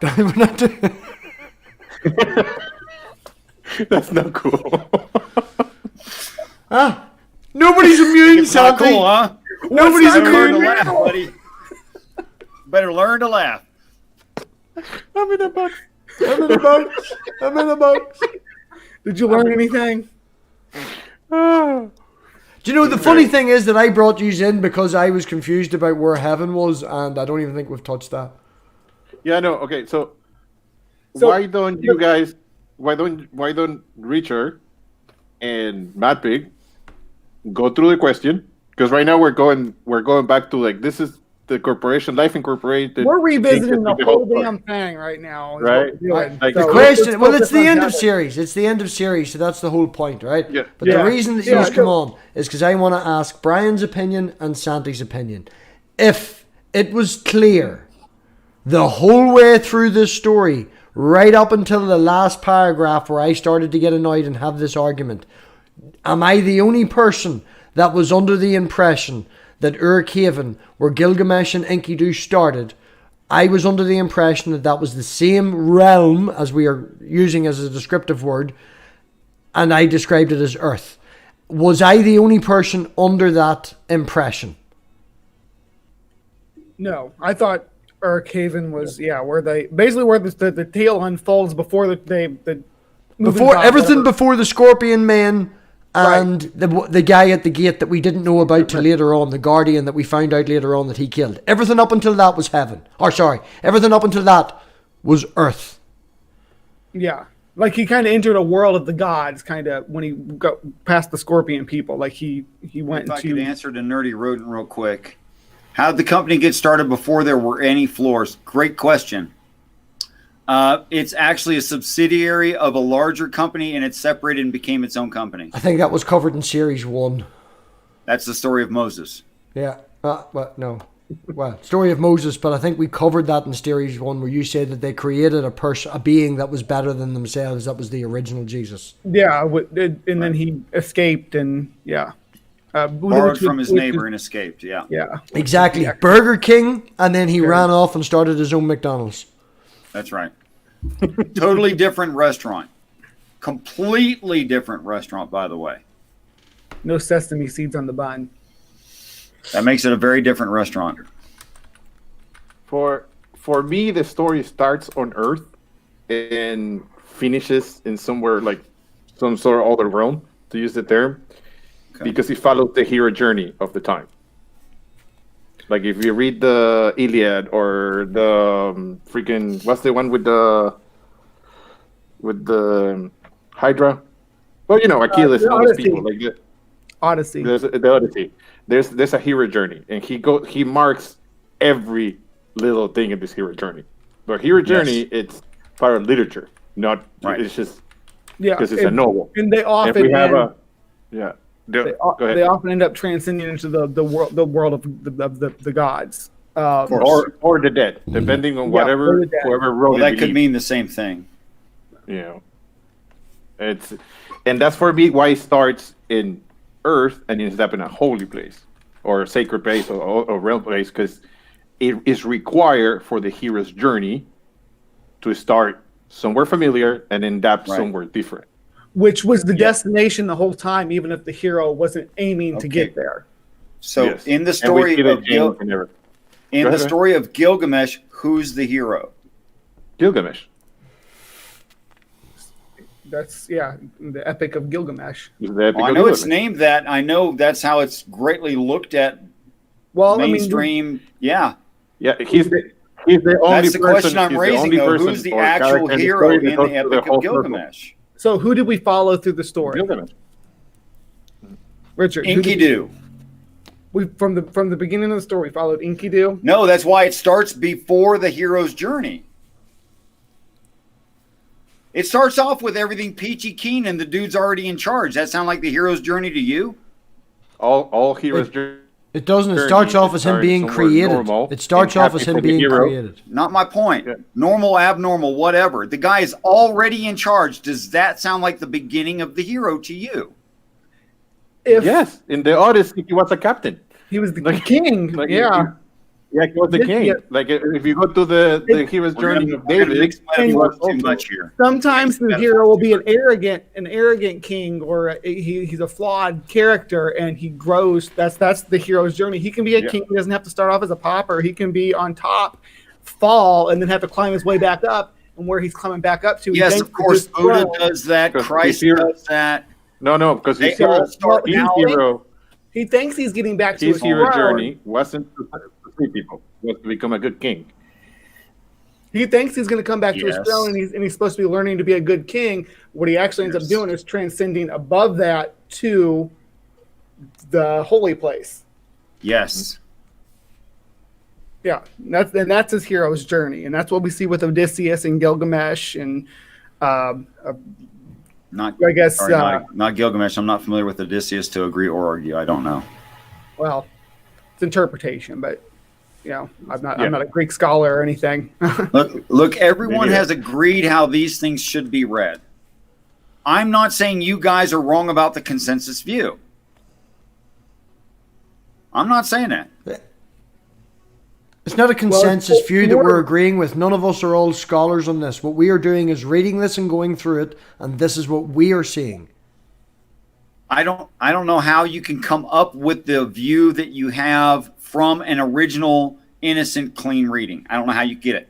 I've never read this You before, need- Richard. Never read You this would before. need a preface. Are you saying you didn't have ideas about this before we started? No, I never said that. I said I've not read it, and anytime we have come across anything that I have particularly colloquial knowledge or whatever it's pronounced knowledge of, I have pointed that out to you. You have watched Digital Hammurabi and went through this story and spent time thinking about it a lot more than me. I only know that the Epic of Gilgamesh is out there, that the ark was round and not the shape that it's in the Bible, Utnapishtim was Noah, and the fact that he went to hell to save or to try and save Enkidu to find out about immortality. That's all I knew about Gilgamesh before we went into this story. Now That's that it. we're done, we've come to the end of the story. I have to say the reading by Megan Lewis, which I did listen to in the past, is not this story. It's something else. Sorry, I thought it was going to be this story. I was mistaken. I hadn't heard this story yet. So I'm not familiar with that to touch on it. Well, if it's the one that Dr. Josh referenced to me, that's a scholarly pushed one. So that would be against what you want, Richard. well, I don't know what you're saying by that. Anyway, there was detail in that. I remember hearing stuff that I didn't hear in this story. Or I'm just wrong. That's possible too. But by you mean like just story elements or whole sections of the? I don't know. Her voice puts me to sleep anyway. It's very calming. Well, My brain just drifts away when she does it all like, what do they call that? ASTM or AMST or something like that? ASMR. ASMR, that's it. Anyway, she sounds real gentle and calm and soothing. Like, it would be a great thing to put the whole series on and let her read that and go to sleep. It'd be awesome. I'm going to think that's a compliment. We're going to go with that as a compliment. Yeah. From me, it is anyway. I have trouble going to sleep. But, Well, has anybody else any questions that they would like to ask, either in the chat or on the panel or over the story in total? And as a part B, has anybody got any ideas for a book for a possible series 4? The Odyssey. Bhagavad Gita. The Odyssey would be good too, though. Or Sorry, that just showed out like everyone. or anything. Just going over Homer's work, because that's not going to be a real. Maybe you get 3 or 4 episodes out of what we got on that. wait. Why do we think that the Odyssey is a religious text? Because it has religious. It has gods and. It's based on the religion of the time. Does it claim to have been written by God? I don't think so. Then come up with something else. Dave keeps posting this. I'm sorry, I'm going to interrupt, right? The last 2 times it was a very serious conversation between the 3 of us, but Dave keeps posting this. Does Richard think he looks like Tom Hanks? Hell no. Why? Castaway. Here, I'm going to let a wee secret be known, right? Richard has this wonderful sister that's absolutely fantastic that I love maybe a wee bit more than I love Richard. And she shared a picture with us the other day of Richard before his beard. Oh my goodness. That's all I'm Why saying. is that not your avatar, MathPig? Because Rich, I wouldn't do that to the poor man. You could. I have it Doesn't bother saved me. on my phone, man. She deliberately put it on the computer so I couldn't, and I took a fucking picture of it. I'm a bad man. I'm not sure I remember what I look like, actually. Well, would you like to see what you look like? Would everybody like to see what Richard looks like without the beard? Sure, go ahead. He's okay with it.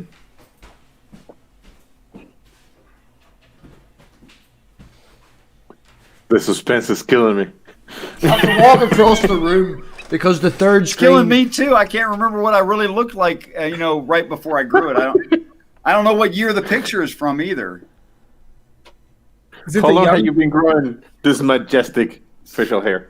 Well, it grew in about a year, but it's been here since 2013. It's not a great picture because it's a picture of a picture. It's a picture of a picture on a computer screen. But In other words, I'm going to look like some kind of ape man, no, like very some Tom kind of Hanks-y. ancient human. Yeah, that's me, all right. Wow. That's There's Richard. family reunion about 2009. I think that's exactly Maybe. what it is, Richard. Yeah, 2009. Yeah, something like that. Yeah, and do you want to see something that you have to do to entertain your 3-year-old? Go for it. It's something quite similar to I'm in a box, Santi.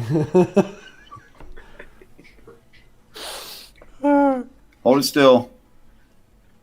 It's a lamppost? It's a drum. No. Yeah. What's under the lamppost?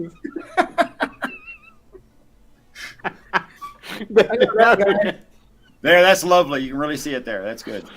That's awesome. That's Well, there you awesome. go. I think everybody's in agreement that Richard looks very much like Tom Hanks. In You Castaway. say so. Have you got your own Wilson? No. Right. Now we're rambling. So, on that, no other questions. Have we all agreed that Enkidu is Christ, that Gilgamesh is Christ, that Utnapishtim is Christ, that all of them together is God, the place where we started and ended up is both heaven, and somewhere in between that there was 3 other realms. Is that the synopsis, Richard? It was a little bit quick, but yeah, I think so. I have one last question. Go for it, Santi. Go for it. Go for it. So there's always a CEO, right? So who's the CEO at the moment? Like as we sit here. 23 previous Enkidu. No. I mean, like, because this is supposedly this is how we get our messiahs and Christ and the God message, right? And like I'm just saying, like, is there a CEO at the moment? Yes, of course. And who is the CEO? Like, does the scripture say that, or? The CEO is made up of 23 past Christs, 23 past new CEOs, all simultaneously alive. So it's alive right now. Yeah, that's how God acts in physical reality, is because they, So as there's- a collective, have flesh making up God. So this okay. So there's 23. So now there's 24, right? This is the 23 plus the one that becomes the one for now. If we're in end times, the 24th one is in training right now. By the previous one. And so this is like a Yeah. doomsday prophecy kind of thing you're making here then? If we're in the end times? I think all the religions are making an old a doomsday prophecy, all of them. I don't disagree, yeah, but Okay. there's usually, I mean, most religious texts, there's an end point at some time. But why 25, I guess? Why not 37? Why not 46? I have no idea. But are you right now? Are you predicting that right now the cycle that we're in is the last one? No, Is there? So there could be more. but I still can't answer your question because I can't figure out from the story. It's not a thorough. Yeah, I've asked some really particular questions of the story. There's not the detail in the story whether or not the next Bible would say 25, or if there's some kind of a retirement plan where the Bible always says 24 elders. I can't tell. So it could be like an eternal cycle in that. Oh, it's manner. definitely describing a cyclical nature of the entire process. So when the 25th one comes in, maybe the first one. Maybe the first one leaves, retires or the next Bible was after that would say 26 elders. I don't know. Okay. And this is from the Bible, is where you're interpreting this stuff from. Well, I see it. I see it everywhere. Like this painting behind me is the underbelly view of the Ark of the Covenant, or chapter 4 of the book of Revelation, the throne room of heaven, or the red star Kachina, or also the alabaster flute women with the god behind her with the big red headdress, or... Well, Go ahead. Sorry. Well, there's a list. The list kind of doesn't stop, so I might as well stop there. Go ahead. For me, it looks like, you know the Muppet animal? The what? Animal drummer. The Muppets. The drummer. Like, you're familiar with the Muppets? The Jim drummer, Henson's right? Muppets, yeah. Yes. It looks like Animal opening his mouth like this 4 times around. Oh, that's interesting. I see it. With his nose up there. Or an Elmo, yeah. You see his teeth Or like an here. Elmo. Yeah. Richard, Yeah. Ricardo asks, are the 24 Earths concurrent or consecutive? Consecutive.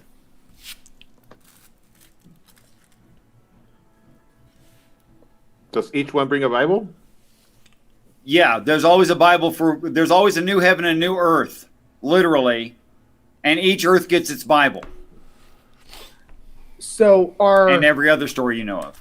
are these other tales? So each one of these. So you're not saying, oh, Gilgamesh is about one cycle, and then the Bible's about another. So do we No. only have documentation of the current cycle that we're in, or is it from the previous one? Which cycle That's a is great it from? question. Okay, so here's the way. Richard, that we I can't the, see you. Your sensitivity on your green screen's way off. quite on purpose. And the way that I read it is it's training the new CEO, and the CEO in training, by telling the life of the last CEO. And the CEO is always trained in end times. So technically, you are at least within the realm that we live in. You are a mythicist then, because you don't think that. So Christ didn't live in this No, I think what I think what Richard's trying to say is the stories that we have now that are premonitions of what to happen is because it's the same in all the earths that have happened previous. The story we are reading is written by a Christ that writ it from an earth previous. He is using this information to train a Christ now, specifically in this time, because Richard thinks that this is the end time. This is the end time for this earth, but there's always an end time for every earth. I guess what I was asking is But that I was trying we haven't had our Christ yet. The mythicist question, I would answer it. Yeah, but we haven't okay. had our Christ yet in this. Well, obviously, yeah. Okay. So, Which is why everyone's not saved and not every knee has bowed, etc., etc., etc. okay, Saved? so It hasn't happened here yet. When we get to Earth 24, our story will be told to that Christ. Saved from an earth that's going to be obliterated. How's that for real saved from? Doesn't add up with the other story. Like it's like What do you mean it doesn't add up with whose story? so this how like the world ends, right? Go ahead. Whichever world we're speaking about. So the world ends. Everybody in that world ends with that world. Except the Christ. Or do they go to the whatever new world? Except the Christ. No. Actually, that's me being presumptuous and an asshole. Richard has actually was described joking. that. Oh, okay. He has given me an exact number. Papa. Richard actually has given me an exact number of the amount of people that are going to survive. So that was wrong, presumptuous, and a bit of a dick from my point. Well, a percentage, not a number. Well, But- yeah. well, let's Okay. say finish the thought though. He was going down. I want to. Can you finish it with that information, Santi? Like he went all over the place. But yeah, pretty much like the world ends, and there's like a percentage of people saved from this Yes. world ending, Yes. and they go to the new world with the Messiah or the Christ or whatever. No, they live in heaven Where forever. do so they weren't saved from the end of the world. Saved from the world ending. I'm not going to heaven yet. I'm not going to heaven yet. We're in the end of the world. Like, so everybody dies in the world and everybody goes to this heaven thing. No, not in any story anywhere does everyone die, even though people keep insisting on it.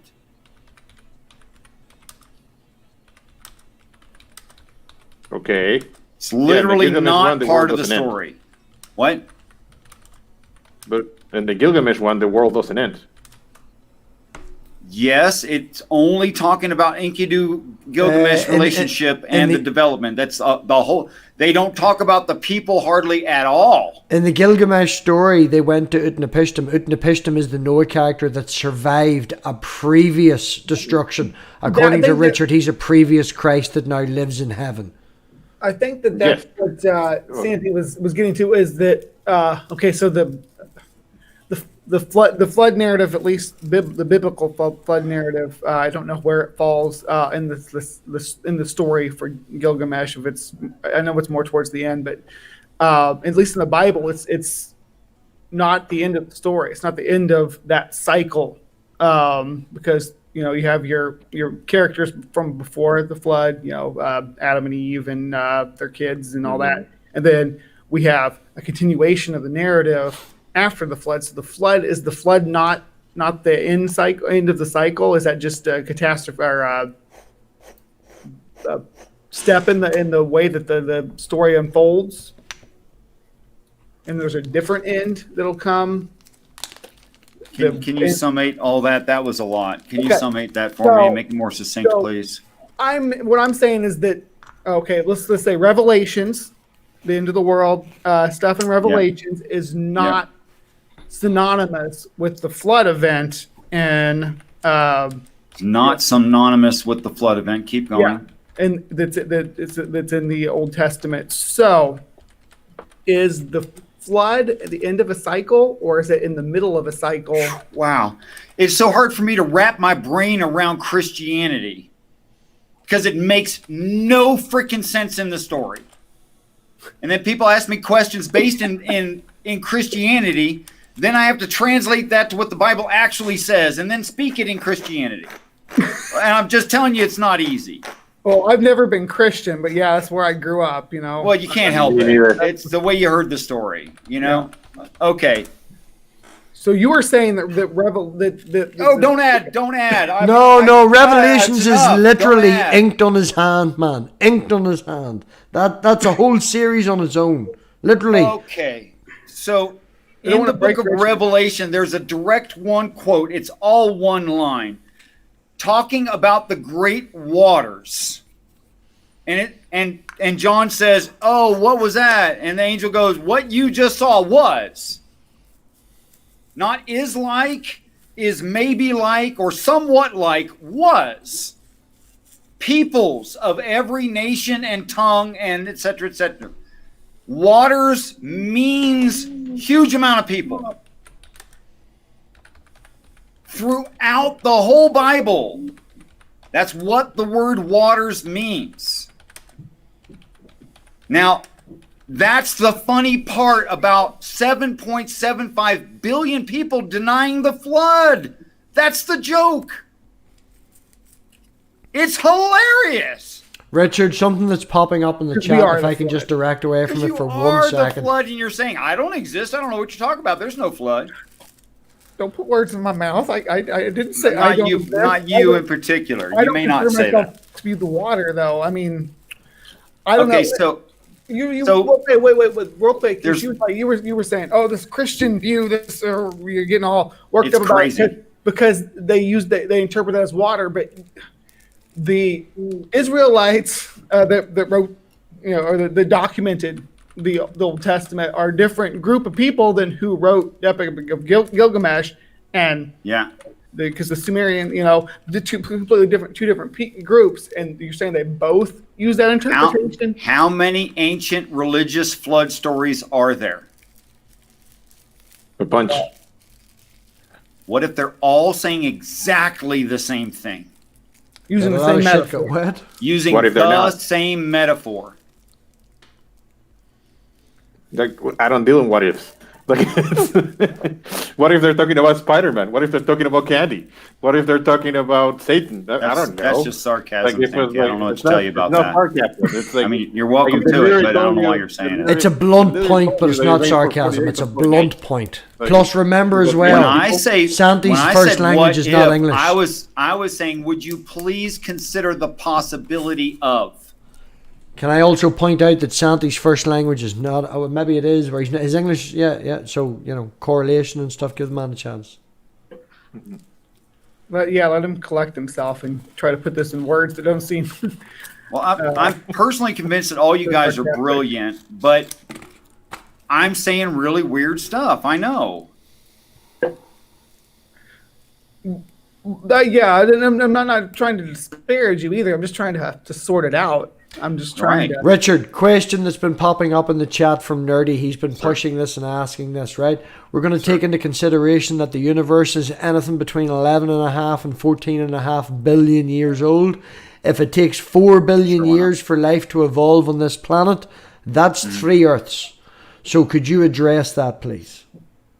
What was the percentage of uranium-236 when it was out in space, and how long was the space there? Was it 100% mother element? And I'd like for you to show me that's true. We don't have a way to date really old stuff. Whoa. Oh. Oh. Ooh, that's a We big do thing. not have a way to say not what touching the that. percentage of the original material was. No. That's Sorry. That's they do. They take into consideration the yeah. Who's What about light? You have light. Do you know, I just feeling Yeah. actually sad just to say that as well, because the person who specialised in radiometric of all different types was, what do you call him, the beard guy that quite recently in this last 6 months, I don't think Santi or Brian may have known of him, it was before their time. He fought against anti-young earth creationism. Fuck, Nerdy will know who I'm talking Randy? about. James Randy's still alive, isn't he? No, this guy's definitely passed away. Okay. Sorry. Look, is there a limit to what we can see from our position, or is there no limit? Is there a distance limit of what we can see with our best telescopes ever, or is there no limit? There's limits to our technology at this point. That's not to say Richard, the I truth. just want to give out, I Also, just but want those to are also say, not my question. Richard, you have triggered Dave, and I have asked Dave 3 times to come in tonight, and 2 of the messages was, I am literally fucking dying, and you've triggered him. He's now typing in caps, and he's on his way. Great. Okay, so we can only see a bubble of the universe. There are limits to how far away we can see. Please tell me what's beyond that. Those limits are temporal, though, to us and subjective to us. Those limits Right. are not. We don't. All that we can know about is what's within the limits, for sure, and that's fine. Yeah. But it's continuously going to grow. Do I think that it ever has an end? I have no idea. But Okay, so Bill Ludlow. in what we can tell right now, what we can see is age A. Fine.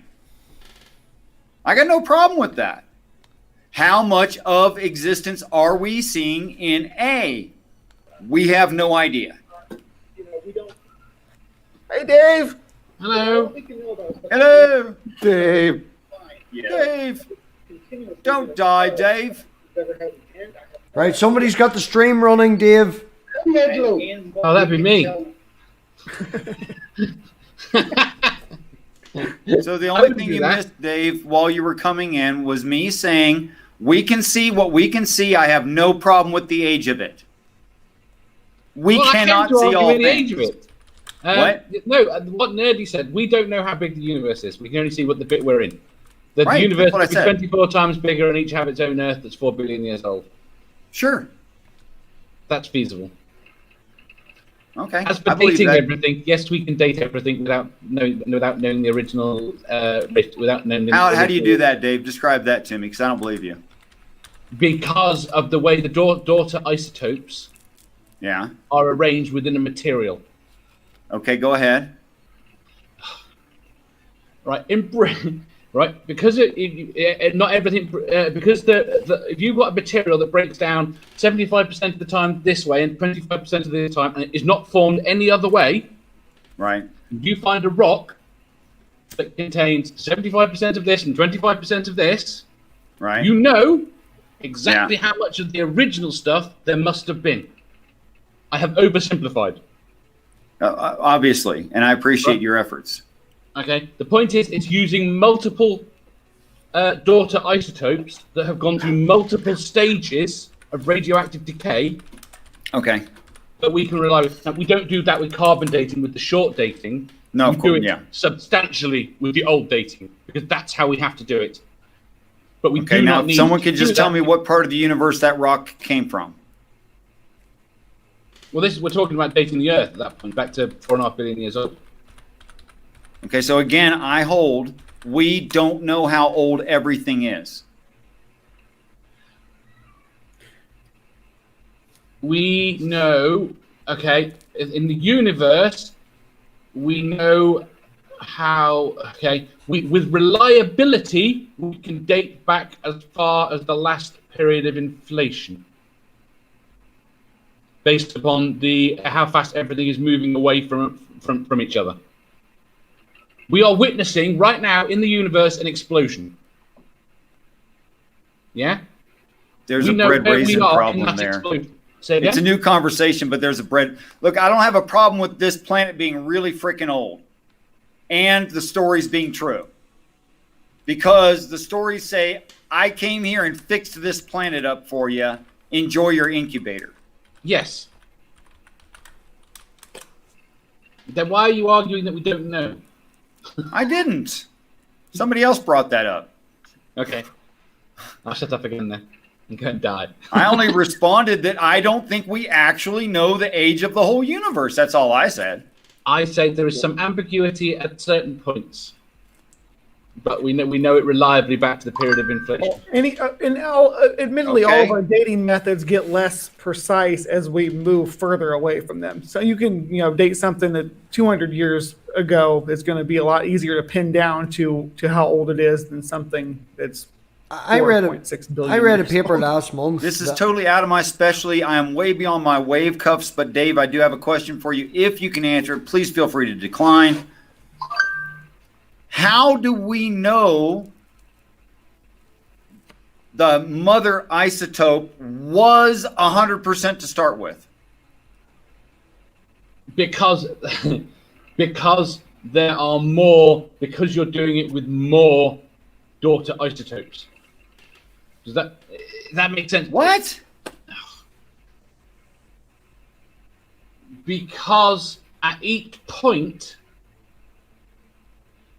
you don't need to do it from the original isotope, because you can do it from a lower one. Does that make sense? At each, I know what daughter and mother mean. It's not what I'm Yes. asking you. If there is no Not other at way, all what I'm asking you. it's because there I'll is. give an example. Hold on. Let me Go just on. give an example. Let's say I get a sampling of material A. It half-lives in 10 years. Okay? Mhm. All right. So when I find it, I've got 50%. Yeah. And I can tell that because of the range of the rate and how fast it's deteriorating. I Yeah. can tell I got 50% there. Yeah. Okay? I know when it's going to run out. Yeah. I can project that super easy. Yeah. If I extrapolate that backward in time and I assume 100% to start Yeah. with, I can tell you when that material came into existence. Yes. How do I know it started at 100%? You don't need to know, because you calculate what the 100% was. Because you have. Wait. Hold on. I'm missing something fundamental right there, and I don't get it, and I need help. Why is it you don't have to show that it started at 100% to extrapolate that it started at 100% and it's gotten to this age? Because of the ratios. Because you have a rock in front of you that has 75% of one daughter isotope and 25% of another daughter isotope. Right? Yes. If it always decays at a rate of 75% and 25%, Yes. and the ratio is exactly 75% and 25%, you Yes. know that was once 100% of the original. No, you don't. Yes, you do. No, you don't. That's an assumption. It's an assumption based on the fact that you've watched it happen right now. So you can No, then no, no. extrapolate back. The rate of decay I'm is oversimplifying this measurable. with one isotope, with one daughter isotope. This is done with multiple. Yeah, where you've got 2, 3. Is it 4 leaving daughter behind isotopes. some crystalline structure? Does it? I can't remember. It depends on the specifics of the one you're working on. Different elements. I of deal with decay. I look at the maths in it. different elements. Decay at decay different into rates. different, yeah, into Different elements, yes. Yeah. So that's kind of that question really doesn't follow, because once it decays to a certain point, it's not leaving the shell, it's changing into something else. Let's even be more accurate and put it on a sliding scale. Because the more that's there, the faster it's deteriorating. The less that's there, the slower it's deteriorating. And your average of parent or mother element becomes less and less and less and less. Yes. Let's even do that. Well, I don't get what you're asking there now. And bearing that in mind, let's say I find some, it's at 50%. I know in 10 years, it's going to be 45%. And Yeah, I know you're that in not- 20 you're years... missing what the daughter isotopes are. You're ignoring that. There's 50% of the original left, and of the 50% that's there, embedded in that is 75% of one of the daughter isotopes and 25% of another. The ratio of the daughter isotopes over multiple generations, I don't really want to confuse it with multiple generations, okay? But the ratio of those daughter isotopes tells you how much you would expect to find of the original. Yes. Now do the rest of the freaking calculations. What do you mean? You have to either have or assume 100% to start. Yes. Show me why it was 100% of mother material when you started. You don't need to know. Okay, you don't need to. Why do you need 100%? All you need is that the ratios add up. That's all that's got to add up. The ratios. Dave, that's just incorrect. Why?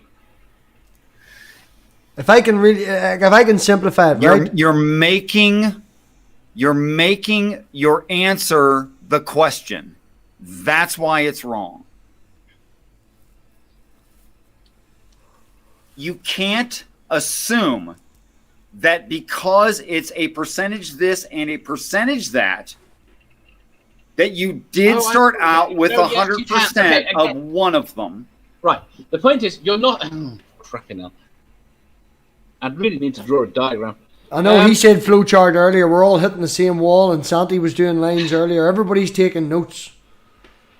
The problem is, there was 100% because each daughter generation, the ratios as it goes down basically makes it impossible for the ratios to have been aligned in any other way. Okay, are you saying lead had to be uranium whatever first? When it's trapped within the same crystal structure, yes. How did the crystal structure get there? You're asking me to remember. I'm going to go with something volcanic, probably. Could heat cause two separate objects to completely different materials to stick to each other and essentially become one material during crystallization? No idea. Off the top of my head. Frickin' yes! Yes does not mean that you are correct. Dave has no idea. Doesn't mean that there's no. Yes, there's not thank you, Brad. Look, Thank you. look. Dave is not an expert in radioactive decay. Dave is not an expert. 100% lead, one 100% uranium that get mixed together. Now it's half the life it should be. No. This is stuff that they can isolate, Richard. They there's contingency for that. When they're doing their testing on it. There is not. That's the question I'm at. If you can answer that, I'll hear you. Again, you're missing the point. Right? The point is the lead is wrong. The sample would be thrown out as being contaminated. You're If you assuming had it's a 50% clump. uranium and 50% You just lead, assumed it was a clump stuck to a clump. It's not what I said. it wouldn't matter. If the ratios were wrong with all the elements, the multiple elements that are checked, it would be thrown out because it means It would be thrown out in a bad sample. Why? Because it doesn't fit the result that they're expecting? It doesn't fit the physical universe. Oh, that's interesting. Oh, the sarcasm in your voice is totally not detectable at all. Not that we get to select what we test or anything. No, because we know whether it's contaminated. It was in outer space. How do you know it was contaminated? Because we know how uranium decays. What percentage did it start at? You don't need to know. You can work it back. I give, you win. I hereby give up. Officially, I'm not joking. I give up. Richard, if If I you can can't get see why that matters, I don't know what to tell you. Richard, if I can find an expert in radioactive decay, would you be willing to talk to that person about why it works and how it works? Sure. Someone more experienced, like Dave's trying to, as he's mentioned. Pardon? Someone who can remember the details. Yes. Someone who hasn't had a TMI. Yeah. Oh, it's the math. TBI. Really, it adds up. I don't know. Dave's had a bad ball experience and exploded on him, you know. Oh. I'm just wondering, I've got a document where I worked it all out. I don't know what I did with it. I blame Toblerone. Say a Toblerone. Because I worked it all out. It is. You go, Ricardo's offering to come up. Ricardo, do you want to come in for the last 5 minutes? Because I'll be rounding this up at 1:15. It's now 7 past. You've got 7 minutes. Do you want to come in and ask Richard a question? The link is in the chat, or did I delete it? Let's say, for instance, I had a piece of firewood, and say it's a really, really long, narrow cone, and I start burning it from the top. Yeah.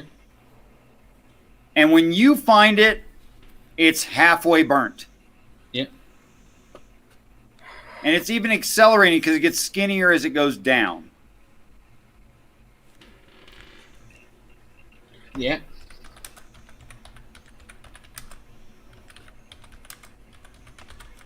Kent Hovind used to say, I can What's that?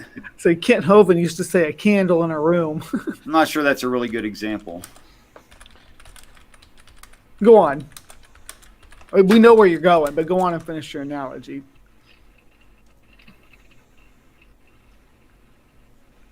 I didn't mean that. Nah, you're okay.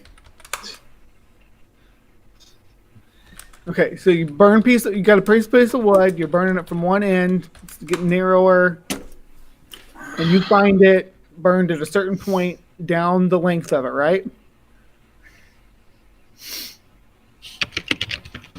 I'm also trying to work on this and correct myself at the same time if I'm wrong. You understand that?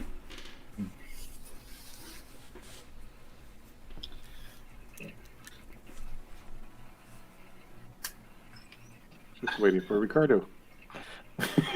I don't know how I can say that there was or was not stick taken away or stick added at any time when I wasn't there to see it.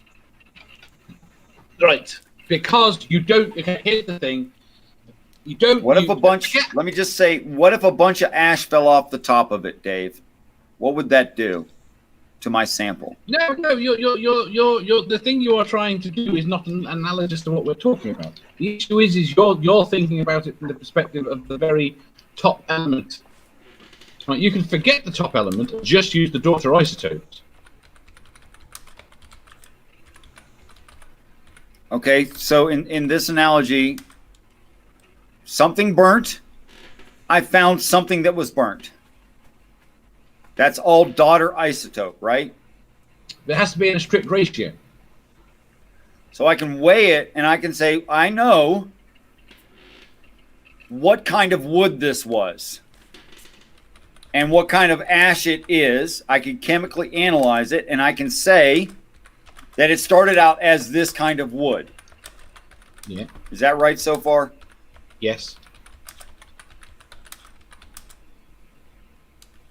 So I can weigh how much is there, and I can say it started out as this much wood, even though it's different now and it weighs less, because with this kind of wood, this amount of water and fumes and flammable gases and energy are released when it burns. Mm-hmm. Is that fair? Mm-hmm. So I can then, from the ash sample I have, extrapolate how much wood was there in the first place. Is that fair? Yes. Now fill in the gaps. What am I missing? Right. What you are Because missing. what I'm saying is, you know from how much of the sample of ash you have, how much wood made that sample. Right. What You you are do missing not know how much is wood was there. that the entire process is trapped within a crystalline structure. 3-minute The warning. entire process is trapped within a crystalline structure that cannot Yes. be added to nor escape. No. Okay. Why is it that nothing can be added or escape from the crystalline structure? As in, well, it's like you. I don't know what you would have a thing to now. Like if you plastic seal something now. You take plastic. I understand. Seal, I you mean, I have to understand crack it basically open. what a crystalline structure means. Yes, you would have to crack it open. I don't know what a crystalline structure means. Does that mean it's like there's something entrapped on like a crystal cage, kind of Yeah. like to put it like in ball terms? Okay, cool. Yeah. That makes sense for me. For what I got that he's saying is pretty much like when you get that sample of burnt wood, right? The chemical reactions, the energy, like all of that can be calculated from the ash or the burn. Like if you get a piece of charcoal. It will take you, like you can, through calculations and testing and all that stuff, you can tell how much wood was there before. Yeah. Is that pretty much how that works, Dave? Yes, but the issue is you can add and remove some of the ash to change what Okay. your original assumptions been. You've got to have the requirement of the closed, the encapsulated system. Like a So closed What environment. we've got from the very old stuff, from very tiny crystals that contain. I want to say uranium, potassium, but I'm really stretching my memory here. I think it was potassium argon, actually. It could be potassium argon. There you go. Pretty sure. Right, but the key point is it has to be enclosed. 1-minute warning. We're done. We'll have a party. Oh, I'm not even near done. Richard, In to be treatment continued. of nuclear waste, we have found 3 things that will accelerate the process. Oh, don't get me Salt, started. water, heat, and sunlight. I'm sorry, salt, water, pressure, and sunlight will accelerate the process of the radiation coming off of certain I'm not going to say all. I don't know. And you're that. done. Certain Richard, radioactive quarter materials. past. Richard, very sorry. Ricardo has just jumped into the background. Ricardo, you took too long. I do apologise. Richard, I'll pop him in and he can say hello because I've never talked to him before. Hello, Ricardo. Wait. No. Right. Richard, what have you got coming up? Because we're ending this. Richard, what have you got coming up? Come beat me up. I'm interested in you beating me up. Yeah, I'm going to fight for my side. That's how you get down to the nitty gritty. Come beat me up on my channel. Just email me. We'll do a show. I want to be better at what I'm doing or corrected or both. Perfect. Santi, yourself. Just Saturday I'm doing the secular D&D on Rink's channel, and on Wednesday I'm having an interview on my channel. hopefully in English this time. Yeah, no, I still have to send you the settings. You didn't be arsed sitting down and working it out yourself. I was sort of half hoping you would. Right. No, don't worry, we'll do it. We'll do it. Brian, anything coming up? I actually got Neil to come on my show whenever I have a free spot. Perfect. I get it sorted. Brian, anything coming up on yours? I am going to be becoming a farmer, and I'm going to stream some of it. So yeah, come check it out. Farming. Yeah, man, depending on your climate, just as a wee dub for another channel, totally not related to the community at all. Self-Sufficient Me. He's an Australian guy. He's ex-army. He owns like a half acre. Everything's raised beds. Yeah, Self-Sufficient Me. Yeah, on that, I've got fuck all coming up because I haven't been asked to plan anybody because my plate's been full. So on that You're note, on my show every morning for the next week now. oh no, we're not mentioning you anymore because you're over 1,000. You don't need help. You can go fuck yourself. Right. Let no hard work go unpunished. Ricardo, say hello. Everything's bad. Hello. Self-sufficient me. Yeah, Still hasn't muted his stream. Ricardo's here. Okay, Ricardo's gone. Right. Thanks, Ricardo. Apologies, but I need to wrap this up, so I do apologize. Everybody, thanks very much for coming. And on that note, we will. I'll probably be back Sunday. Oinking out.